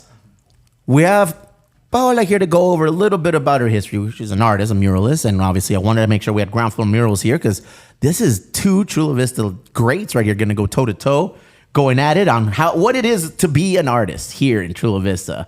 Blowing up on the scene, I want to talk to you about how you started, your inspirations, working on collaborations. Cuéntanos, por favor, Panca. ¿Cómo estamos? Súper bien, súper bien. I'm good. I'm kind of like in a phase of transition because I did live in Tijuana for like over 15 years. 15 años en Tijuas. Sí, güey. And then coming back over here, huevo que va a ser algo difícil, no? It's a crazy transition. Yeah. Going there after living here all your life. And it's not like it's far. No. So it's like I would come. Like 5 miles. Yeah. That's it. And I would come and do things. So, I had work over here, but to change your life and completely, I miss things, like the elotero and I don't know, little thing. I mean, they have that here, but It's not the same. no. Wait, fuimos al pinche Petco Park to watch the Padres play, they tried to sell. I spent $50 on a michelada, on a fucking cup of elote, and on a hot dog wrapped in bacon. And they called it the Baja Special, $50. En Tijuas, ¿cuánto cuesta eso? Güey, con menos de 50 pesos. What? Crazy, You're bro. kidding me. $50 Was he fucking saying dollars. $2. Nah, it's like less than $10 here. Or if you go to Tijuas. But at Petco Park, it was over $50. It might be a dog, but it's okay. Yeah. Otro pedo. So now you're here back in San Diego, Yeah. getting reaffirmated con San Diego y Chula Vista. But your roots started here in Chula Vista. Yeah, on Palomar. On Palomar. I grew up on Palomar Street, Section 8, like between Second and First Avenue. That's right there. Right there by yeah. Katie's Donuts, otherwise known as D's Nuts. You're familiar with that, Caesar? Who's familiar? Yeah, I know Ground Floor Mural's familiar with that. But Katie's Donuts is a spot on Palomar. And every now and then the lights go out. Panca, Yeah. every now and then the signage goes out. And the name just reads D's Nuts instead of Katie's Donuts. Anywho, tell us more. Yeah. I grew up there in the 90s. And in the 90s, it was a little rough. I mean, if you remember, it was cool and everything. Boy, do I. But, Boy, do I. Technically, I was supposed to go to Castle Park. And my parents did, a little trueque. So I had to take like 2 buses. I had like the D bus, when you have to take like one, get off on Hilltop and then connect. And I went to Hillcrest. Hillcrest. On J Street. A little bit of background on Hillcrest. Hillcrest is for the talented students. It's for the gifted students. There was a test in elementary school that they'll send out to the elementary kids. And if you score highly and you impress, your counselors or whatever, they'll ship you off to Hillcrest. That was like the school to go to. Yeah, and they made you. They had like a really strong emphasis on like physical, doing things, running and stuff. So any recess we had, you had to run around a track. No wonder I didn't get invited to Hillcrest. I'm not smart or physical fool. And like collect the stick. And I hated it, so I would just like stick my hand and grab all these sticks and I'm like, I'm over it. I'm gonna go play. So yeah. From Hillcrest to where? It was a happy moment. My parents were able to move from Section 8 to buy a house in, I guess it would be considered Rancho del Rey, Sumbo area, L Street. Rancho del Rey. Sí, Rancho del Rey. Ándale. But when we bought it, there wasn't anything else. There was cows, dude. It was like that and like the Price Club or the Costco. Era Price Club antes. Era Price Club antes. We went when it opened. It was like, let's take the family. See, my wife went to Hilltop and she went to East Lake. Yeah. And like, in the late 90s, early 2000s, no había nada. There were to get to East Lake, you had to go on Telegraph Canyon Road. And you'd go all the way down to the end of Telegraph Canyon Road and it looked like a damn fucking... the Teletubbies. It looked like the Teletubbies. Donde salen los pinches Teletubbies y el sol, bro. Yeah. And or like a fucking Holland milk commercial where it's just the cows grooming and or grazing on the fucking hillside and you'd get milk. I was like, damn, you would fall asleep driving on Telegraph Canyon because no hay nada. Y ahorita hay todo, bro. Yeah. There's dispensaries, there's bars, there's everything. There's more houses more than anything. Yeah. No more cows. Yeah, no more cows. De hecho, one of the high school pranks that they did the year, it wasn't my year, but they killed a cow. Oh, that's quite the prank. Yeah. and it was like the one day that I arrived early and I got there that day and they killed the cow and they put it on the senior lawn and they put Blame Bonita. Hey. It was ghetto. There's no need to be impolite. Hey, look at it. It's Telegraph. It's Telegraph Canyon Road. Real talk, Panca Sierra.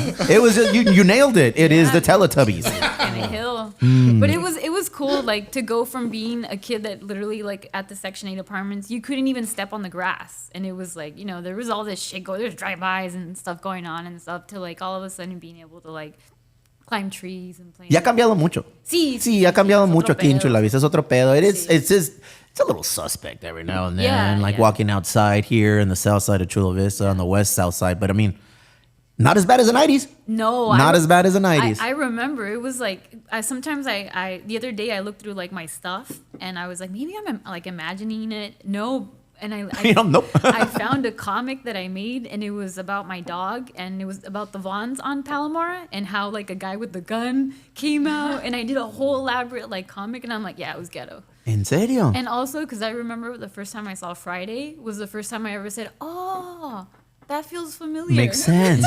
It makes sense. Like, that's fucked up. So how did you get to where you are today?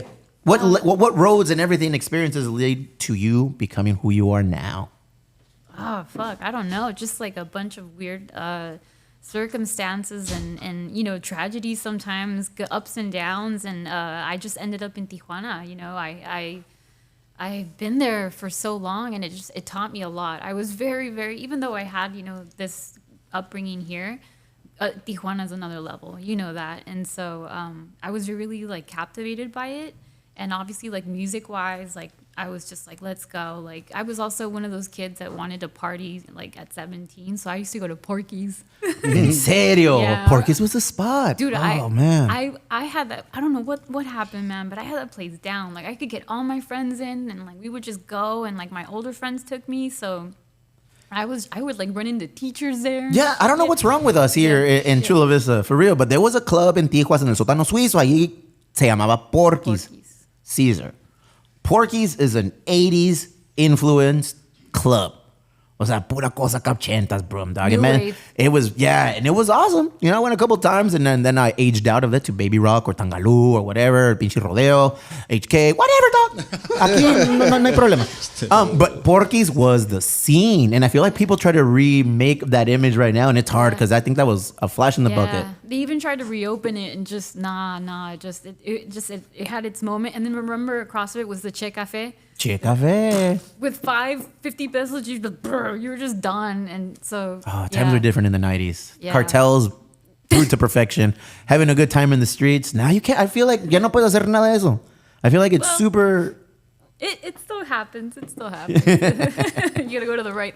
El rincón correcto. El rincón correcto. And all of those rincones in your life led you to where you are now. Look at these murals. Tell us a little bit about your art, your style. How do you approach what you do? Really, it just started from like being a little kid. I had like much older siblings, so I was like always by myself, and my parents would play dominoes and stuff like that. So what I would do was I would draw and send my older siblings drawings or people around the table, and then I just started.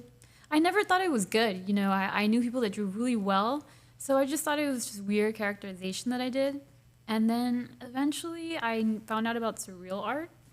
And again, my parents did expose me to like Bellas Artes, and we would travel around and stuff. So that was really helpful. Also, And- it was birth as a youngster. So you were surrounded by this when you were young. You were inundated with art and culture, and it kind of played a role. Yeah, and I have like a bisabuelo who, during the revolution, he was a photographer. So he was like, running around. He was like known to be. So he was kind of an artist. And then my mom's dad, he was an artist as well. So I don't know. I just kind of took to it. I feel also for me, it's been because my parents spoke mostly Spanish. I mean, honestly, puro español. Puro español.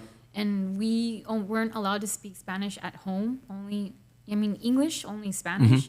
I think it was kind of like a third language that I grew into. That's dope. You know what I mean? Yes. Because there were certain things I couldn't really like express.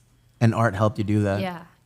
You have a very interesting approach to art. I don't know anything about art. I'm hoping maybe the Ground Floor Murals guys can kind of chime in on this. Because when I see you do that, it seems intense. I couldn't even wrap my brain around how would you approach a project like that, or how you guys approach a project like that. What kind of insight? What kind of approach you guys take? What is it that's needed to create your kind of art? I don't know, un chingo de ganas, un chingo de... Drogas. Perdón. Yeah. Yeah? Is that part of the process for you? Well, no, not so much these days. But I mean, I think when I was younger and wilder, it was just kind of, I was just like reckless, I was just like, and living life like all Panca. And now I'm a lot calmer, and I take things a lot more serious, and I plan it out better because I know my limits, and I just can't get away with it anymore. But that Panca lifestyle comes out every now and then. Oh, yeah. And you can't hide it. You can't run from it. You got to Sometimes embrace I'm it. like, oh yeah, it's there. It's Pues that's what happens when you hang out with Tony T and Tijuas. That's what happens when you hang out with Sleazy V, El Compa Harvard Base. All these guys, man. So that's a circle you ran in. Yeah. Ya me puedo imaginar las pachangas que se metían ustedes. Jesus Christ. Yeah, it was cool. Sometimes I'm like, did that happen? Yes, it did. Yes, Oh, nice. So you did some artwork for cans for Mujeres Brewing. She's got that big piece right there on the salt and bread, right? So tell us a little bit about that. Yeah, Bread and Salt has been, it's been a cultural hub, definitely, for me, being able to do my first large-scale mural there. And then I've had, like, my first shows there and things like that. And then being able to do something way more, Mexican-inspired, more direct, as opposed to the ice cream, was a big deal for me because of the connection to the Zapatistas that I really admire and like and stuff. But Tell us a little about that connection. well, what I mentioned about my like when I saw this picture, it was it's mostly women, and it's just all these women, and they're all like with their armadas, and it's men too. And Zapata is like in the back, and he's kind of shy, and like my great grandfather is like, you had to press the thing, so he's like kind of like this, and he's just doing something ridiculous, and he's taking a picture. So it's just like, oh shit, like. But what impacted me was the women, the unity. So I wanted to like paint that. And I think for a long time prior, I've been doing like a lot of series based on photographs that have inspired me of the Zapatistas. And when I was in high school, when I was like, what am I going to do? I was going to go down and live in Chiapas and join the schools for Chiapas, and I was going to do that. That's what I wanted to do. How close did you get to actually doing it? I donated some money. How do you? You had to do like an exit program thing. Okay. Remember back in the day, it was it was horrible. You had to do that? Yeah. See, I'm way older than you. I graduated before any of that was a need. They took it away because it was messed up. It was just like, what? Like, and I remember mine was like, I'm gonna do this, and they were like, good luck. Like, like, all right. Art is my salvation. Yeah. What does that mean to you? Oh man, I think that if I wouldn't have found art, I don't know where I would really be, or if I would be in a good place. It's been a savior really to like find out and that I'm good at something and that I can enjoy it and do it. Especially when you have immigrant parents that are just like worried. They want you to have a stable job. They're like, what? Like, okay, that's nice, but like, ¿qué pedo? ¿Qué te va a dar de comer? And it has. Yeah. And it has. And it's funny because you were talking about it earlier. At home, you only spoke Spanish. Así fue con nosotros. Sí, en casa español, en la escuela puro inglés. Because you had to get the best of both worlds at home. You don't want to lose. You don't want to lose your culture, your heritage, and everything you were raised up. But you don't want to be left behind. So when you're at school, puro inglés, make sure you dominate and you have a firm grasp of what's going on. And that's what I feel like Transfronteriza is all about. Yeah. We're living the binational lifestyle down here. You know firsthand. You grew up here in the south side of Chula Vista, going to school to all these schools that are going to East Lake or Hilltop or Castle Park, whichever one you were going to go to, and then moving down there. How was the transition, not necessarily from here, from Tijuana back to the States, but initially the transition from here to Tijuana? Estaba bien pendeja. Oh my God. I was like, first it was like, cool, everything's weird and crazy. And then it was like, getting the son 3,000 pesos. You had to do math. Really Quick math. And then right away in Tijuana, you have to be so freaking smart and street smart because they smell like fear. They smell like, oh, you're confused. Like you have to look. We got her. Yeah, exactly. Yeah. If you Tijuas and you can't spot the sucker in 15 seconds, pretty much you're the sucker. And everybody there is going to find out and they're going to come out hunting for you. Blood in the water. Yeah, it's like sharks. Mm-hmm. And so, sounds like a guy I know. Yeah, so it's like, in between cops. And then it was, look at the years that I was down there. It was pues por eso culero. Sí, you were there where it was hella active entre los carteles and everything. Yeah. But you made it. And I'm pretty sure you drew from those experiences. Now you utilize that as, motivation to create what you currently create. Yeah, sometimes I'll jump when I see a car pull over and stuff. But, it gave me a couple scares. But it's still, Tijuana. I love Tijuana. Tijuana is part of me. It's part of your story. It's part, no. I love Tijuana, but it's something to be like respected and not like fucked with, Hasta el día. I mean, still to today, people ask me how dangerous is Tijuana. I mean, where are you going? Where are you going? I was about to say that. Where the fuck are you going? It's like, oh, I want to go get tacos. Well, go. Yeah, I used to live in Zona Norte, and I would love taking my friends down there, and I would just take them to this panaderia right next to like where the jail was. Mm-hmm. And they would freak out. And I knew nothing would happen, but it was just like a dose of reality. I was like, well, look around. Yeah. Soak it in. Yeah. You could get kidnapped at any minute now. It could happen, man. I know, it's crazy. Tijuana, Centro Tijuana. So how often do you go to Tijuana now that you're up here? I'm going tomorrow. All right. So it doesn't change. No. It doesn't change. My parents would go every month to buy groceries. And it like, Comercial Mexicana. Yep. And me and my cousin would just be like, one time we got caught throwing the soups across the aisles and they kicked us out and they were like, Pinche desmadrosa la Panca, bro. What the fuck? That was the last time it happened. Well, they were in there for like hours. It was like, pick it up, like choose. Look, we still go. My mom, myself, and my wifey will go to Tijuas, el Mercado Hidalgo, y vamos a comprarlo, like everything that's needed for the brewery. We go to Mercado Hidalgo and we just go pick up and bring like que churritos, que chamoy, que salsa, que el jugo limón, all that stuff. And we just come on, we go like once every couple of weeks. Yeah. Tacos el Franco, tacos el Poblano, we need it. Do you go to that little Oaxacan place inside of Mercado Hidalgo? The Oaxacan place? I don't think I have. ¿Cuál? ¿Cómo se llama? ¿Qué hay? It's just a Oaxacan It's just a Oaxacan place. ¿Qué venden o qué? Yeah, it's just Oaxacan. Oaxaca stuff. No he ido. Ahí compro mis guaraches. Everyone's like, oh my God, where do you get your guaraches? The guy in the corner. Yeah, and I was like, ahí, bro. Like, you know it's organic when it's got that tire tread on the bottom. and they last long. I ride bikes on that fucking, and on my guaraches. And I was like, how do you ride? I was like, when they get comfortable to your feet and it starts molding to your feet, it's like, very nice, very nice. I somewhere around there, I have a picture where like my guarache actually broke. And I kept wearing them, and I just like put tape. That's Panca. That's Panca as fuck right there. I just like taped it, and I kept walking. Like I had like Cuauhtémoc foot. Like it was funky. It was like Cuauhtémoc foot. Yeah, like I took it off, and it was like. Do you know what Cuauhtémoc foot is? Casas. Let's start with you, Casas. No, I don't think so. I don't even know what it is. What about you, Caesar? No. I look like a freaking like a warrior. Like, like who had been like the feet were burned and darkened. Walking three blocks in TJ, and just you got like charcoal. Legs. It's so crazy how Tijuas is right there. It's like right there, but it legitimately is a world away as it relates to culture, as it relates to food, because it's a border town. Yeah. So no solamente somos mexicanos que viven ahí. No tan fronterizos. Mucho. Sí. Centroamericano, Africa. Dude, there's a lot of Haitians. Haitiano. Yeah. Oh my God, I love the Haitian food. When they first got here, I strictly went to try Haitian food. Haitian communities within Tijuas, Central American communities within Tijuas. Best food anywhere.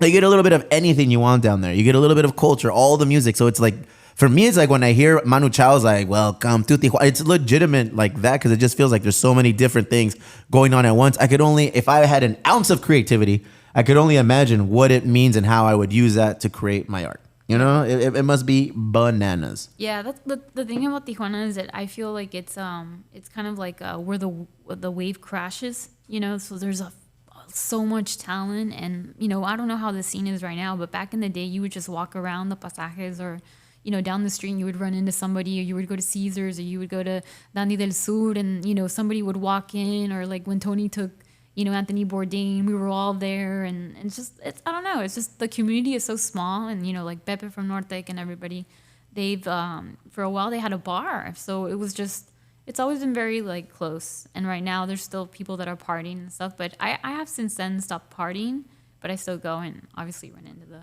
Panca out every now and then. Yeah, well, I'll run into homies, and I know like Victor and stuff, and some of us have moved over here, but No, ese pinche Harvard Base es un desmadre. yeah, and he's done great. Yeah. He's cabrón, he's done great. Yeah. His 5 techno tracks to listen to for the weekend. I'm hooked on it. I know nothing about it, but I'll listen to the songs to see what's up. Well, to this day, I still don't know any of the songs that are showing up. Talk to us about collaborations. Yeah. Well, this one right here that we're looking at, I just did the Children's Museum. How exciting. Yeah, it's like my third thing that I've done there. But ¿En serio? See, I did the bridge like years ago, and then I did the first round of this during the pandemic. I had the residency, but it was the pandemic, so it was like a whole thing.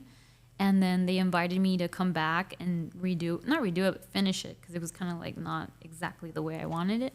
And they said, come back, do it. And there you see where it was supposed to be with another artist, but the other artist like dipped. And really? Yeah, let's just say that, yeah, it was bad. ¿El de Guadalajara? No, uno también de Tijuana. Ah, okay. Pero sí. My kids love going to the Children's Museum. Oh, well, so we go down to the bottom stairs, and that's where, that's what I said, because I remember it was your picture, and I think 2 other artists were up there too. Oh, yeah. Y uno era de Guadalajara, dije, este güey se fue. No, ese no fue. Dije, este fue ese pelón. No, this artist won't even be credited. Like, no. It ended up being like an all, kind of cool, because it ended up being all women who ended up installing, because realistically I didn't really I didn't need help, but I thought I kind of do, so I'm gonna I want to credit this artist as well. And then communal effort. Yeah, I was just like, let's spread it, another board artist, but no, it didn't work out, and so I ended up I'm still working on it. So, but it opens the 12th. So many people get an opportunity to see your art at the Children's Museum. Oh yeah, it's where a lot of like un chingo de gente. Oh yeah, and I mean sometimes I've been there and I can't even say who, but like politicians, I'm like, what? And they'll come down the slide. Oh, the funniest thing I've heard about the slide though is they rent it out for graduations, for parties and stuff. And they've told me that like little ladies have like flown out, and just like 2 dudes have like gone stuck, and just really funny things. Caesar and me. Have you been to the children? Have you taken Natasha to the Children's Museum? Yeah. Bro, the kids love that place. And it's like one of those things when you're an adult, and then like if you take them somewhere you get bored, but not here, because there's always something aesthetically, like visually, that you can get lost in, Yeah. Me encanta ir donde está the little mini playhouse. Oh yeah. So there's like the mini playhouse. There's like a little crafts area. There's little craft areas. It's very ¿cómo se dice cuando they're involved in it's inclusive. We'll go with inclusive. Interactive. Thank you, bro. ESL, dog. ESL, perro. Interactive, and the slide is no joke, Panca. Yeah. I've seen my kid eat shit on the fucking slide. I was gonna tell you. So that slide is actually inspired from the Section 8 slides that I would use. That were all steel and metal. But honestly, I hate plastic slides because you get shocked, and I hate that crap. I remember when like the 90s came, and then it was like all plastic safety, and I was like, no. Nel. I was like, keep it steel as long as it's not outdoors, so it's not hot. Because that's when you burn your. The Escuincles vivía, like I used to like.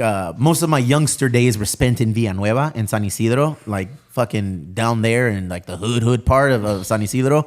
And all of the like jungle gyms y todo, it was metal, dog. It was fucking metal. Yeah. And they were little spiders. It's nothing like, oh my God, that's so cute. No, it's a ladybug you're riding on. No, it was like a fucking tarantula sculpture or like a snake, bro. And they had that crazy ass like spinning ride where everybody held on. El pinche, one adult, one older cousin would come and just start spinning the fuck out of it. And your kids are just like yakking and puking. It's fucking flying. That was our childhood, fool. Think of it now. Like everything now is so like, oh no. It's all the padded foam flooring at the parks, or the wood chips surrounding the end of a fucking slide. Not back then. You had to like jump over syringes and broken bottles and snorting pico. The one in Escondido, we used to have that fucking big ass like stone sombrero that was a slide. Okay. Go up to the top and then That's slide dope. down both sides. Oh, shit. And like within years, you know, like little chunks of concrete would be coming out of that shit. You're not picando every way on the Oh way my down. God. But they kept that thing for like 30 years before they finally got rid of it. So something Yeah. like that, does that inspire you to create? Like, do you just go, you're out there walking, doing your daily routine, just living your life, and inspiration just kind of keeps coming at you? Or do you have to actually lose yourself in a moment and go out and say, tengo que encontrar algo porque tengo este jale? Ooh, well, both. Yeah? Both, because for a long time when I didn't want to leave Tijuana because I thought, oh my God, what if I leave Tijuana and I lose all sorts of It's all inspiration? gone. Yeah. But I was like, no, I was a huge hermit before. I mean, I stopped partying. I just kind of isolated myself and I wasn't really out anyways. And when I would go out, it was still impactful and I still go the same amount. I would go downtown to get my laundry or whatever.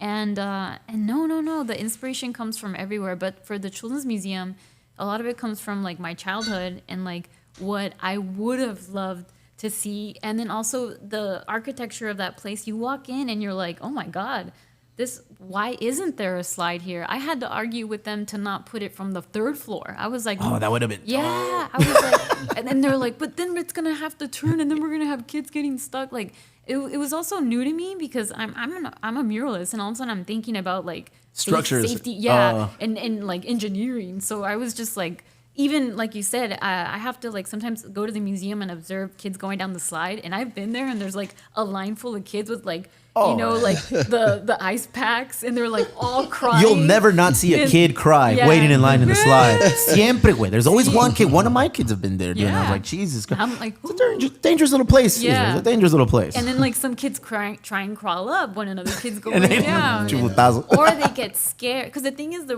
right way to go down that slide, because it can be fast. Like I tried it out when it had no scuff. It was just smooth like a baby. And if you, I'm sorry, smooth like a booby? like a baby's butt. I was Okay. no movie.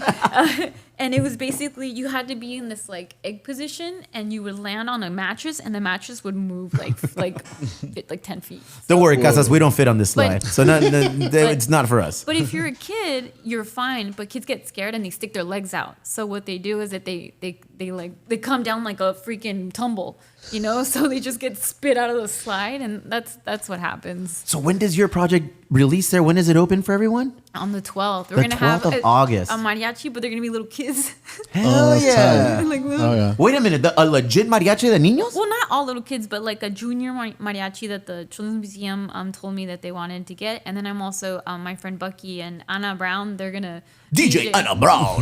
Las Sucias. They're gonna DJ. Las Sucias. Try to sneak that in real quick. And La Cosecha Internacional, and they're gonna be playing music, and it's gonna be during the day, so it's just gonna be kind of a treat for the parents and for the kids, and just it's just gonna be kind of an experience for La everybody. Cosecha Internacional. Yeah. Damn fool! Remember we used to have Chalino nights at the brewery before they dropped the dime on us. La Cosecha Internacional from LA would come down and always like host the Chalino nights. Yeah. Oh, it's good to see that fool's like He moved down here. he's on the way up. Es lo que me dijo. He que- moved in downtown. Like he says, hey bro, that little Italy spot that you guys are opening, it's gonna be right next to my house. It's Oh, right you're down the gonna open block. a spot? Sí, ahí vamos a estar a un ladito de Voy a estar ahí. en la India. Hey, so we're real close. Hey, Yeah. I'm gonna be up the hill. Oh, there it is. Muy You're gonna have to bien. visit us. Very nice. Maybe we can hire to do some murals in there, bro. Imagine. Hey, that's dope. That's a good spot though. Collaborations. Yeah. Modelo. Yeah. How- Oh, Modelo. Tell me about that that was one. good. Oh, dude, the van by Modelo was designed by Mr. Cartoon, and I think he just had his like first show a couple weeks back in LA. So that was a big deal, and the van was just like Next level. impressive. Yeah, and yeah, basically they hit me up for a customization project. But how does that happen? How does your name even get on the desk of somebody running I don't know. Modelo? That's crazy. That's a testament to your hustle. Yeah, That's a testament I of don't you know. just like wow, working, getting your name out there. Yeah, that's why like the whole like likes and followers and all that. Sometimes I'm like, I don't even know, because I'll get random DMs and emails, and I'm like, huh? Yeah. Are you freaking serious? Like I'm like, okay. Oh, you say okay to them? Shit, I get the ones that say, we want you to collaborate with this new toenail paint. I'm like, nah, bro, I'm going to pass on that one. The Nigerian prince. Sí, no, pues así perdimos el primer Emo Brown. No es cierto. No es cierto. No, they'll reach out to me. Usually it's like an email, or it's a text. Well, text is kind of creepy. First it's a DM or like an email, and it goes from there. There is a level, an order to get a job via like an Instagram or a social media. So apparently never text directly. No, ¿verdad? Primero es el DM. Because I get a lot of scams. I'll get like, hey, this number was in my phone. Who are you? And I'm like, oh my God. I lived in Tijuana where they would call you and be like, I have your grandma. And it's like, no. I know what a scam is. Like, you know, so yeah. I mean, but no, mostly people email me. And just, yeah, the Modelo thing was super cool. That's and awesome. When I got that, I was like, oh, this is cool because I'm going to actually have like merch with the brand. Like, it's so weird for me. And yeah, it was exciting. And then we got to go all over Chula Vista, which was crazy. We went to like literally all the spots that I like was growing on 3rd Avenue and East Lake. And it was also crazy to see how much it had grown because like we said, Proctor Valley, there used to be a ghost and it was like the ghost of Proctor Valley. I think it's still there. Proctor Valley, La H, hasta el fondo de la H. Yeah, H Street would end. And it turned into Proctor Valley. And it was a dirt road. A dirt road that would lead you into Jamul. And Gus knows because Gus used to be out there and do all of the drugs on Proctor Valley Road. That's how he's 22 and looks like he's 50. Pero no hay pedo, no pasa nada. We would go out there and we would take dates out there. Yeah. Like, hey, do you want to go to Proctor Valley Road? Wifey and I went on Proctor Valley Road. And we went in and I had a truck and blah, blah, blah, no mames, bro. It was just scary. It was scary. One time we thought we were being chased. Yeah. You know, and I think we were because we pulled up next to the guy and like, all we saw was like red eyes looking at us. Because they said that there was dudes out there dumping things. Yeah, so dudes that look like Barry. Yeah. Dudes that look like, white kids, bro, doing crazy shit. Yeah, it was. You made this tap handle. Yeah. I want that. How do we get that? Look at that thing. They That's have beautiful. it in a couple of spots here, and they have it in 3rd Avenue. They have it in Bonita and East Lake, and they have it at Salud too. Ir al Pichi Harvard base. Modelo time, food. and I can just see his little dance. And we're lucky because usually we watch, and like every picture that he posts up, every once in a while, I'll just put, andas de per, ¿verdad?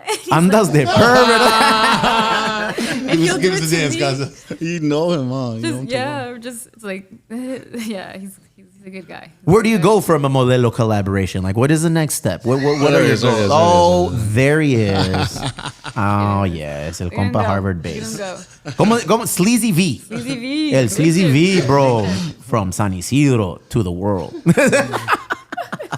What's next on the agenda for you? How do you build upon a collaboration with the Children's Museum, with Modelo? Like, what comes next? Like, you're checking off boxes that are like goals, lifetime achievement goals for people, and you're just doing it now, like boom, boom, boom, boom. It's crazy because I went to the Children's Museum as a kid.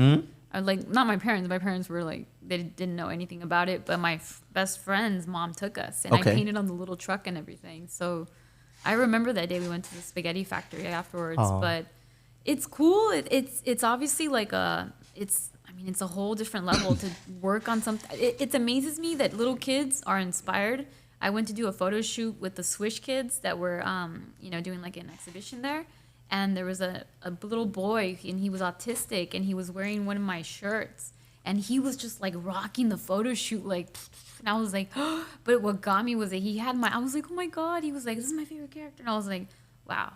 Like, I didn't think about it. I was like, oh my God, these characters are going to be little like monitos, like, they're going to inspire little kids. So this time around, I put a lot more thought into it. And actually, that's why Cosecha is playing, because his music was like the mood that I had. There was like a lot of emotion. And like, honestly, it had a lot to do with, just kids learning about how to deal with their emotions at a younger age. I wish I would have learned that as a kid.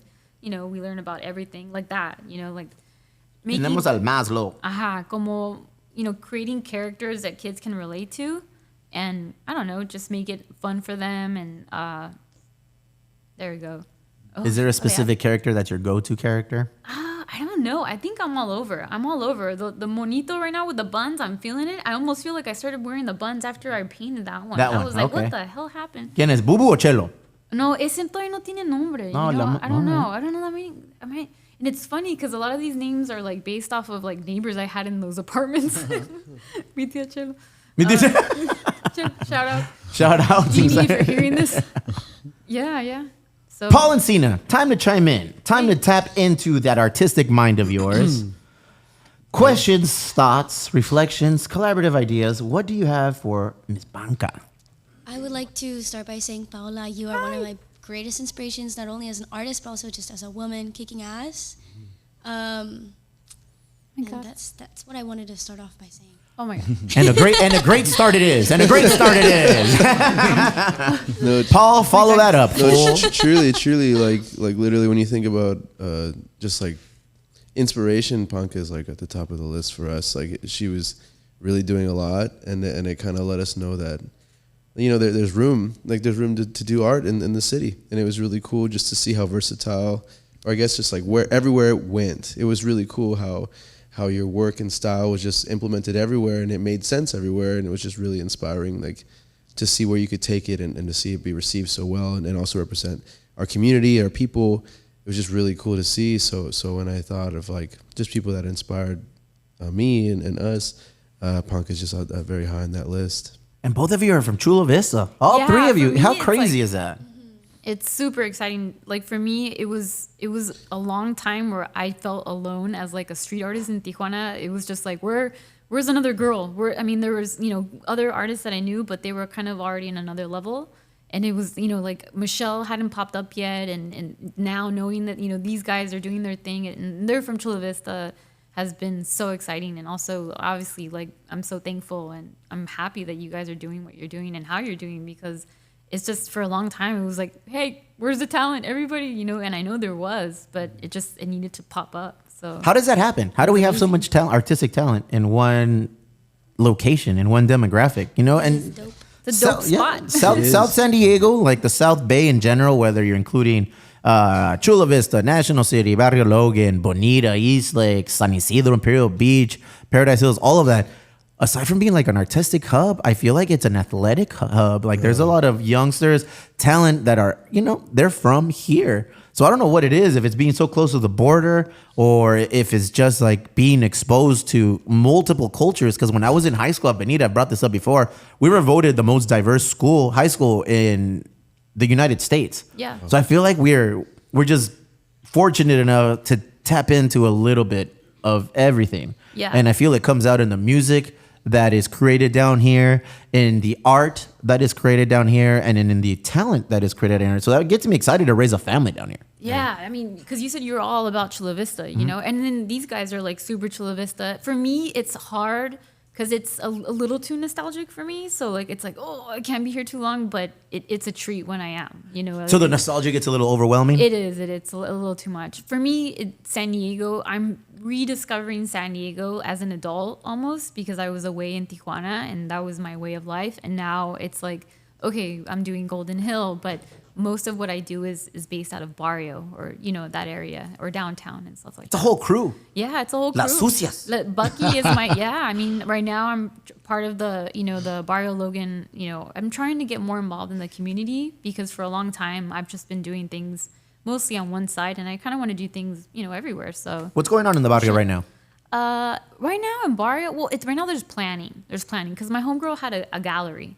And that ended. And so that was really cool because I was just kind of on the side. I wasn't really I was part of it, but I was mostly kind of just watching my friend do her thing.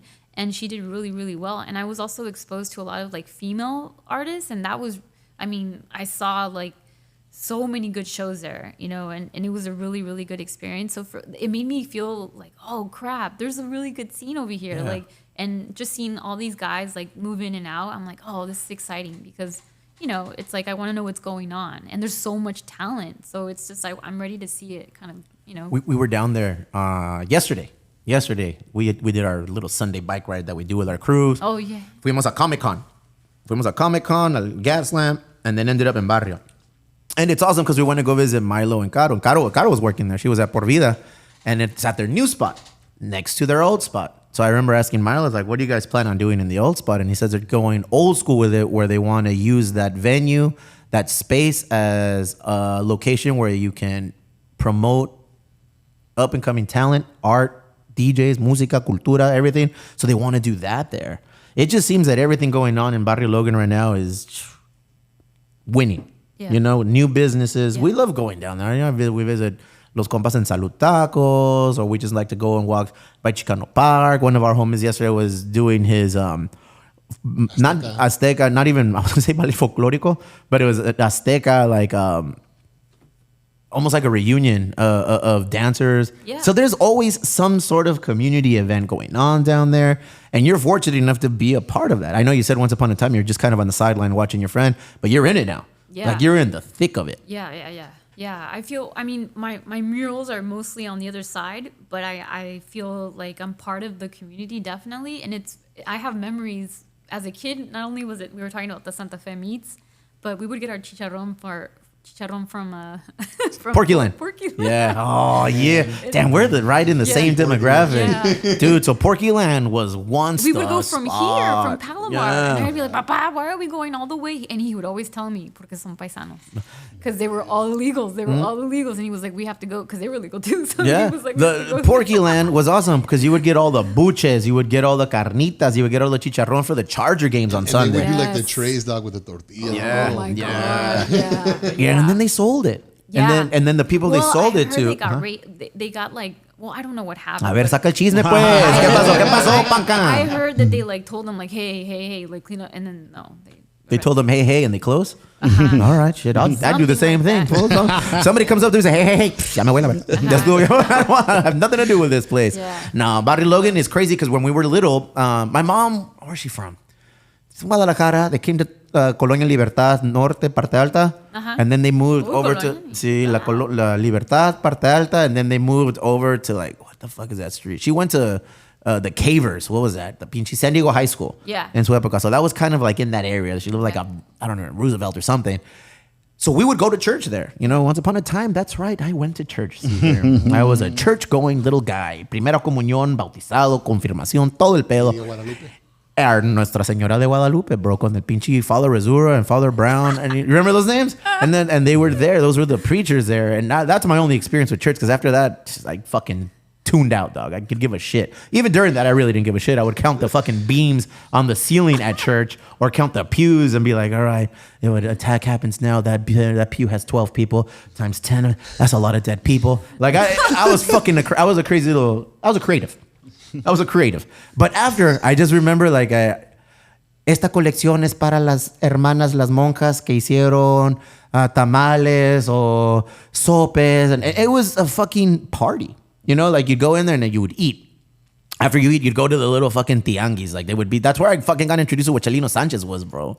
Like I remember being like 8, 9 years old buying cassettes of Los Tucanes, Los Tigres del Norte, Los Invasores, Los Incomparables, and Chalino Sanchez, bro. And I was like, oh shit.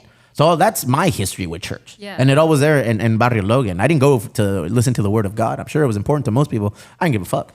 Yeah. Like I was there for, look at right there. And those were the beams I would count, fool. I would, dog. I would just be in the 3. 1, 2, 3. Yeah. 1, 2, 3. Bro, I would just sit there and I would look at it. Oh, it's like a football field. Look at I would be like this. It's like a football field, and we're on the 10-yard line of this shit ending. You know, we're getting closer and getting closer. And as soon as the padrecito would say, okay, pasen por la hostia, I'd be like, oh. I did something fucked up with the hostia. Get it, girl. Oh, Let's hear it. My grandma took me to church one time, and I was not. My mom grew up in a convent, so let's just say that she didn't make us religious. So one day my grandma took me, and she's like, "Go get the a cookie or the hostia," and el padre te lo da en la boca. Sangre de Cristo, cuerpo de Dios. Sí, that was weird to me. Right? So I went Cannibalism. I went like this. Sangre de Cristo, the blood of Christ, cuerpo de Dios, the went- body of God. I completely went like this to him, and then I just took it from his hand and Yeah. I put it in my mouth, and Yeah. I just heard my grandma go. Yeah. Well, later on, it became a thing where you can just stick your hand out. Oh, really? Yeah, like if you put your hand out, they would give. Yeah. They'd bien respetuoso. Tienes que hacer, por favor, and then they would just put it in. Yeah. Amen. It's just Like- it was funny because it seemed weird to me, So I was just like, Why couldn't they get something that tastes good too? yeah. Just, the- then they have the body of Christ tastes amazing. They taste so good. Do you really? When's the last time you had hostia? How do you say Obleas? host? When's the last time you had that at church? I got kicked out. There you go. I think I was 13. My sister was 14. You remind me of Al Pacino in Devil's Advocate when he goes I into the got church full-blown and puts his kicked out of finger in the church. holy water and everything just starts kind of bubbling. No, that's not you. Even My at bad. the funeral this last week, I didn't go and get it because I feel like You're not supposed to if you don't believe in it. There's so many rules. Like you gotta before you get hostia, what do you gotta eat? Tienes que. You got. I have a picture of Caesar. Pues aparte de eso, tienes que. You have to go into the room. Confession. Tienes que ir a confesión. You gotta do all this shit. Before, right? Yeah. Well, you Well, have to do it once. what if I just want to go up there and grab a little? Yo, what's cracking, fool? Yeah. Sangre de cuerpo. Caesar used to go down the sombrero slide afterwards. The sombreros. Like, were you a churchgoer, fool? Look Oh, at there it is. Oh, is that the one in Escondido? Fool? That's Oh beautiful. my God! Wow, what a good slide. Right next to Dixon Lake, bro. On the other side of town. To piggyback on community, to piggyback on what Panka was talking to us about. Look at Panka, we lost her. Your first Casa has ended experience. The way you Photoshop is so fast. Ese way so quick, bro. He's fucking fast. When you hear all the Let's talk about this because it reminded me of what we went through earlier. We were talking about communal and being a part of something. We were a part of something earlier in the week that I've never been a part of, and it reminded me a lot of church. Yeah. It was like a men's group. Yes. And then where the men would go around and we would share our experiences. Have at it, Caesar. Let me know about all that shit. Yeah, Compa Chicle put that together with our friends at Vision Culture. The Cuya. Cuya. And essentially it was just kind of providing a comfort and a safe zone for people to come out and talk about, what was troubling them. Traumas. And, for people raised in our communities and our culture, that's a very abnormal thing. We were taught to suppress those feelings. We were taught that even having those feelings was something that you weren't allowed to do. Abnormal. Yeah. Yeah. So, to see people coming together in this space and, since the onset of us acquiring this building, it's been talked about how we wanted to bring the community together and find ways to utilize it. And damn, man, it was heavy because, some people are definitely going through some shit, and to hear them break out of their shells and be able to kind of release that and have a group of men that was just there to tell them, yeah, don't fucking worry about it. We're here for you. We can provide whatever we can. It was heavy. It was emotional, but it was a really, really cool thing to see because, growing up, that's something you never would have imagined. And the reason I wanted to bring that up is because everybody that was there, Panka, looked like us. Yeah. There was like no white people, RJ aside. There was like no white people. Everybody was either like Filipino, black or Mexican. Yep. And it was that stigma of like, well, we don't talk about this. And that handsome young man right there, that handsome young man. And we're taught not to speak. Yep. We're taught to listen. We're taught repress. No llores, cabrón. Porque no llores, eres hombrecito. Los hombrecitos no lloran, mijo. Aguanta. And all of those things, So for me to be part of something like that just blew my mind. Yeah. I didn't want to be a part of it. He tried to dip out. I'm very, I internalize shit. I internalize it. Yeah. And somehow it comes out here. And this is my therapy. They say that. They say, dudes that don't go to therapy do podcasts. Yeah. I'm that dude. I'm that fucking dude. But what you're saying is true. There's so much, especially like generational trauma. Our, people of color, people that come from like our culture, we have so much of it. And we don't deal with it. And I think we're like the generation, even though we're like in our late 30s or 40s or whatever. Yes, in our late 30s. Yeah. No es cierto, tengo 44. ¿Qué onda, Panka? What's up? But, therapy, even, it's just weird to certain people still. Yeah. So this is a form of therapy in a way. It's just like talking. Just talking. Yes. It's just a big deal. The Disney. Look at Panka, yeah! Hey, do you remember that there used to be like a Mickey Mouse with a sign on the corner? I do. Casas doesn't remember. Casas not from here, bro. Was there a Walmart nearby so we couldn't go there? Oh, no, bro. There's no Walmart. There was a Wiener Schnitzel that's still there. Ahí está el pinche Wiener Do you Schnitzel remember todavía. there was like a skate diner where they would like... Cerraron. Bitch, were you alive in the 50s? Sí. That whole area was like a 50s. It was Was weird. it the T-Bird Diner? Dude, yes. On 3rd Avenue. Yes. On 3rd and H, there was Bob's Big Boy Burgers right there on the corner. Like, that's what Chula Vista was and still is. Yeah. as a little kid, like I looked at 3rd Avenue and I was like, oh my God, this is the 50s. It was weird. There was like a yarn store and there was like a comic store and there's still those Yeah. stores. There's still like the Yeah. sewing machine Oh, store. no, the vacuum? It's- The vacuum store. There's like shoes, 14 of those on white 3rd shoes. Avenue Germ- still. You think they own the real estate? They have to. Yeah, That's what right? I was Yeah. talking to one of the guys that kind of oversees what goes on there. A lot of the small businesses are just in the front. Yeah. And on the backside, they're actual homes, you know? that So the makes only sense. thing that's changed is the fucking rent to live Yeah. down here, bro. Because I don't know if you know, but San Diego is now officially the 3rd highest rent prices in the U.S. So it goes New York City, San Jose. I don't know how that happened. And then, but I don't know. I've never been to San Jose, so I don't know what like. It's because of the tech. rent Because all the Is tech, that why? the Okay. tech was out of I there. knew there was some reason. Silicon Valley. San Jose and then San Diego. Sí, güey. San Diego, the average rent median for places going now, $3,125 Yeah. to rent a spot. Which is why people are leaving to Tijuana and renting down there. Which is why like Mission Valley, $500. dude. That's why Mission Valley Westfield, dog, just got Not sold, anymore. dog. Not anymore. No. They just sold it for $290 million. Million, yeah. And They're what gonna put housing, right? They're gonna build housing. Because what causes the rent to go up? It's it's supply and demand. If there's a low quantity of spaces available, anything that is available, it's gonna skyrocket. Yeah. So it's like, man, I love that people love San Diego so much, but buy them. Don't stay here, doc. And a lot Keep of it people, moving. That's it.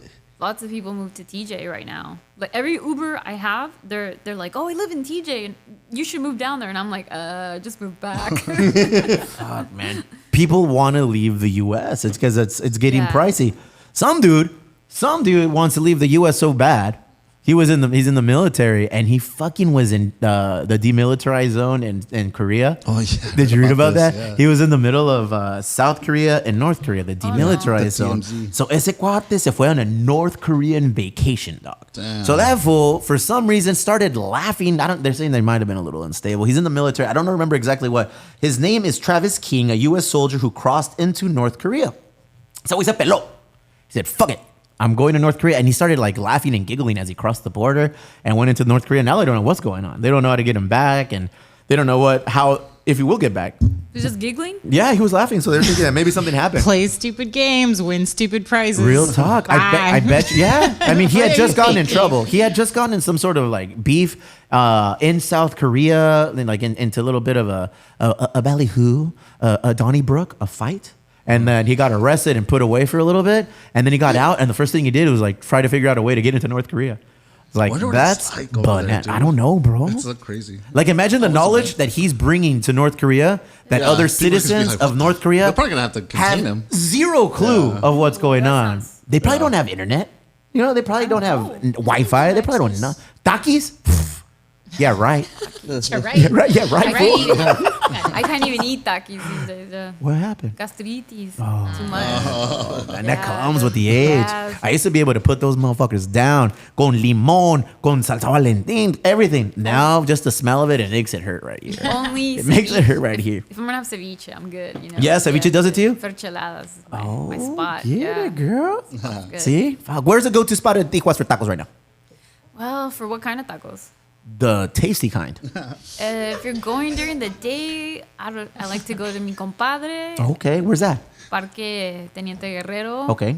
You know, over there by I don't know, is it 2nd or 3rd Street? Third, No, no third sé, and 4th. no sé. 3rd and 4th. It's the only park that they have in TJ. Okay. And there's a man there that's been there for years, and he has a little stand and just fish or shrimp tacos. And Isn't that crazy? Those little stands are there for decades, bro. Yeah, that's crazy. That's it. Íbamos a un lugar en la Colonia Libertad, like the parte alta. So you're all the way to the top, and then you're coming kind of down. And then on the right-hand side, there's like a little market. Yeah. Like a little fucking... You would go in and trade in your caguamas and get new ones, the empty bottles and get new ones. Behind there was a little taco shop, a little taco stand.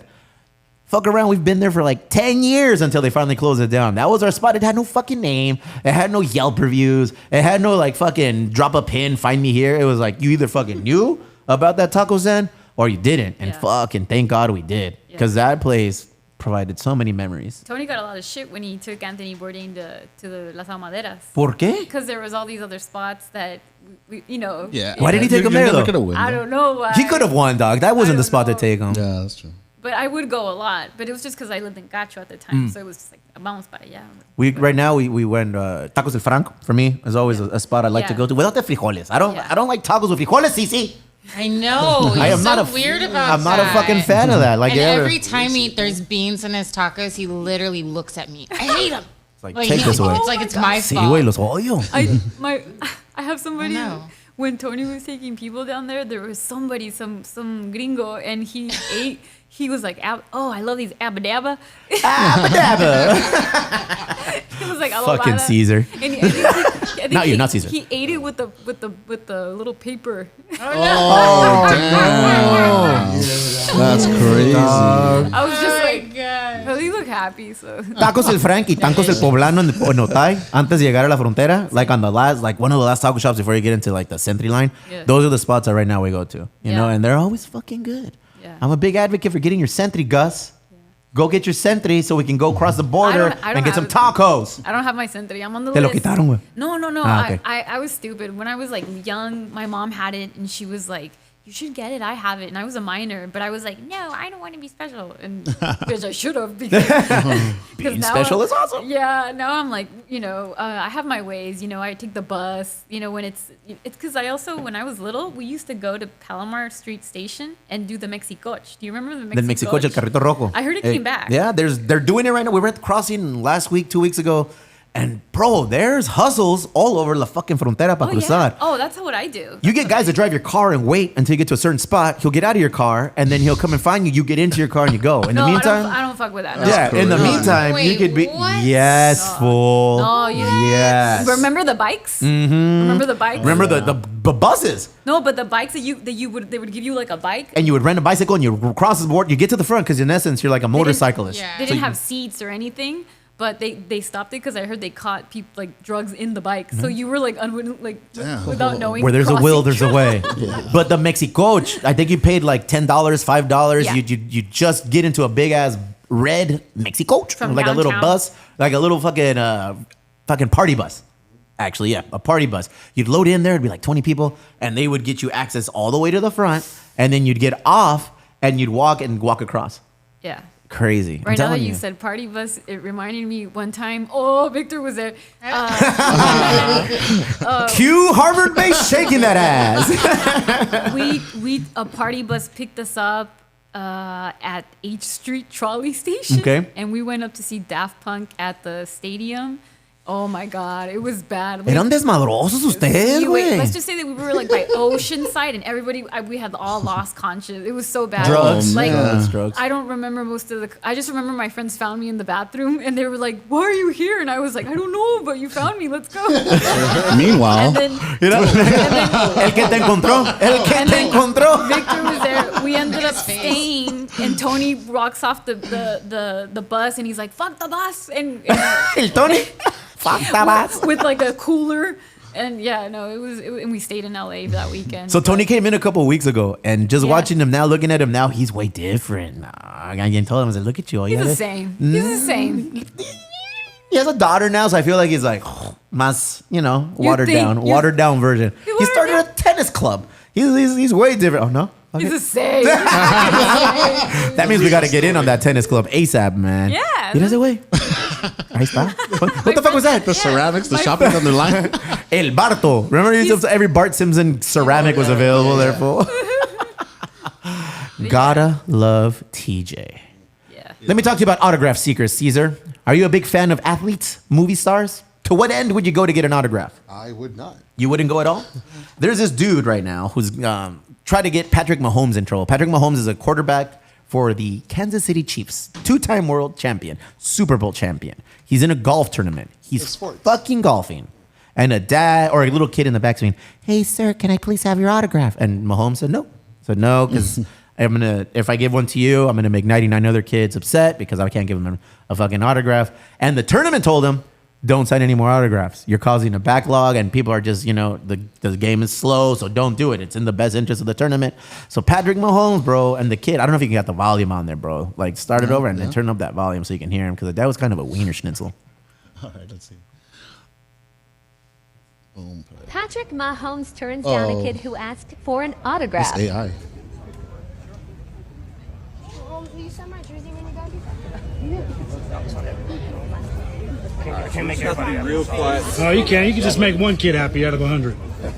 I'll make 99 sad. That's all right. 1 out of 99. That's at least it ain't 0%.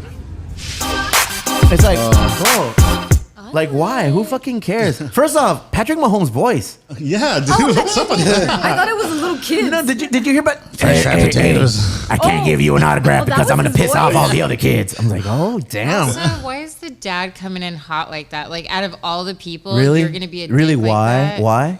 And you're gonna be the last person Those I are give the an. adults that you see at the games reaching over the kids. The kid is not keeping the jersey. That dad is flipping that jersey on eBay or somewhere because that. He's Come making a on, mistake. see, no You see them in manches. like the autograph community, like you hear about how they like go and hire like kids to go out there and seek autographs for them because they've been turned away so much. I have a homie who works at UPS with me, and he's probably maybe mid-20s, 26, 27, and he still passes as like a young enthusiast and a young fan, and he's always going to spring training or to games, and he gets there hella early, and he rushes the field, and he's like, I push kids out of the way. I said, bitch, why are you fucking pushing kids out of the way, dog? Like, you're old already. But he has a large collection of signed memorabilia. Like everything. He's got like Otani jerseys or fucking Mookie Betts this, Fernando Tatis that. So he's putting in the work, but it's like, that's a bad look. Like, you're not a youngster anymore. Like, my kids, if they want to go up there, yeah, I'll let them go up there, do your thing. But I mean, at 25, I feel like you've reached that age. Like, hey, maybe you've outgrown this hobby, my friend. You know? Did you ever seek an autograph for anyone, CeCe? No, not really. Like, not since I was a little girl. I think when I was small, because I've met a lot of like super rad people, and I never got an autograph. But I think like there was one time I was in William Vegas. Corbin? I was in Vegas, and there was a bunch of the Miss America chicks running, and a lot of them signed photos for me, like the Miss America chicks. Don't you remember she dated the guy from? Oh, that's right. Didn't you? I did not. Who dated Willie Corgan in your It was life? my sister dated him. Oh, that's William, right. William. Corgan, Mr. Smashing Pumpkin. She would kill. That's was. Cut that. You said that story last week. Not on air. Yeah, you did. Did I? Oh yeah, she's gonna be pissed. Was that a secret or what? She doesn't like talking about it because she hates him. So we don't Terrible like to Ben. give him Damn. I'm not oxygen. going to that No, concert. the We don't world give is a him- We don't give him vampire. oxygen in our lives. What about you, Caesar? Autographs? I mean, as a kid, going to Jack Murphy. Oh, I mean, that's different. Kids. Yeah. How about now? Is there anyone out there that you would like to get an autograph? Me. Of yourself? Oh, fuck yeah. Paul from Ground Floor Murals. Has anyone asked you or Cena for an autograph? We get a lot of kids, little kids a lot. Yeah, you guys do a lot for the elementary schools. You guys reach out and do like what, seminars or Just like career whatever days? they want. We kind of let them guide the conversation. We let them see who we are, what we do, and then they're like, "What do you want to know?" And then sometimes it goes this way, sometimes it goes that way. Why do you wear high water, sir? They'd ask you so that. my ankles can breathe. Just with them high ass socks? Yeah. How do you feel about the younger generation of artists coming up right now, Panka? Are they doing it right? Is this it? Yeah, they're doing it. I mean, this for a long time, it was just like, it was a lot of influencing and to see actual artists doing it well. And, I'm very, very excited to see these guys grow even more. And I'm just excited that they're doing what they're doing. I mean, great job, like excellent job.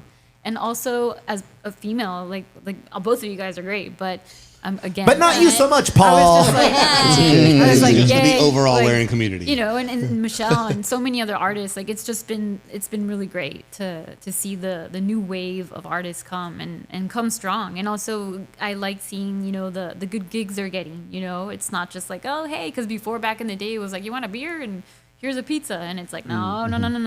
Like, these kids are getting good things. So I'm very excited about that. Yeah, it's a talent and it's time and it's. Look at that.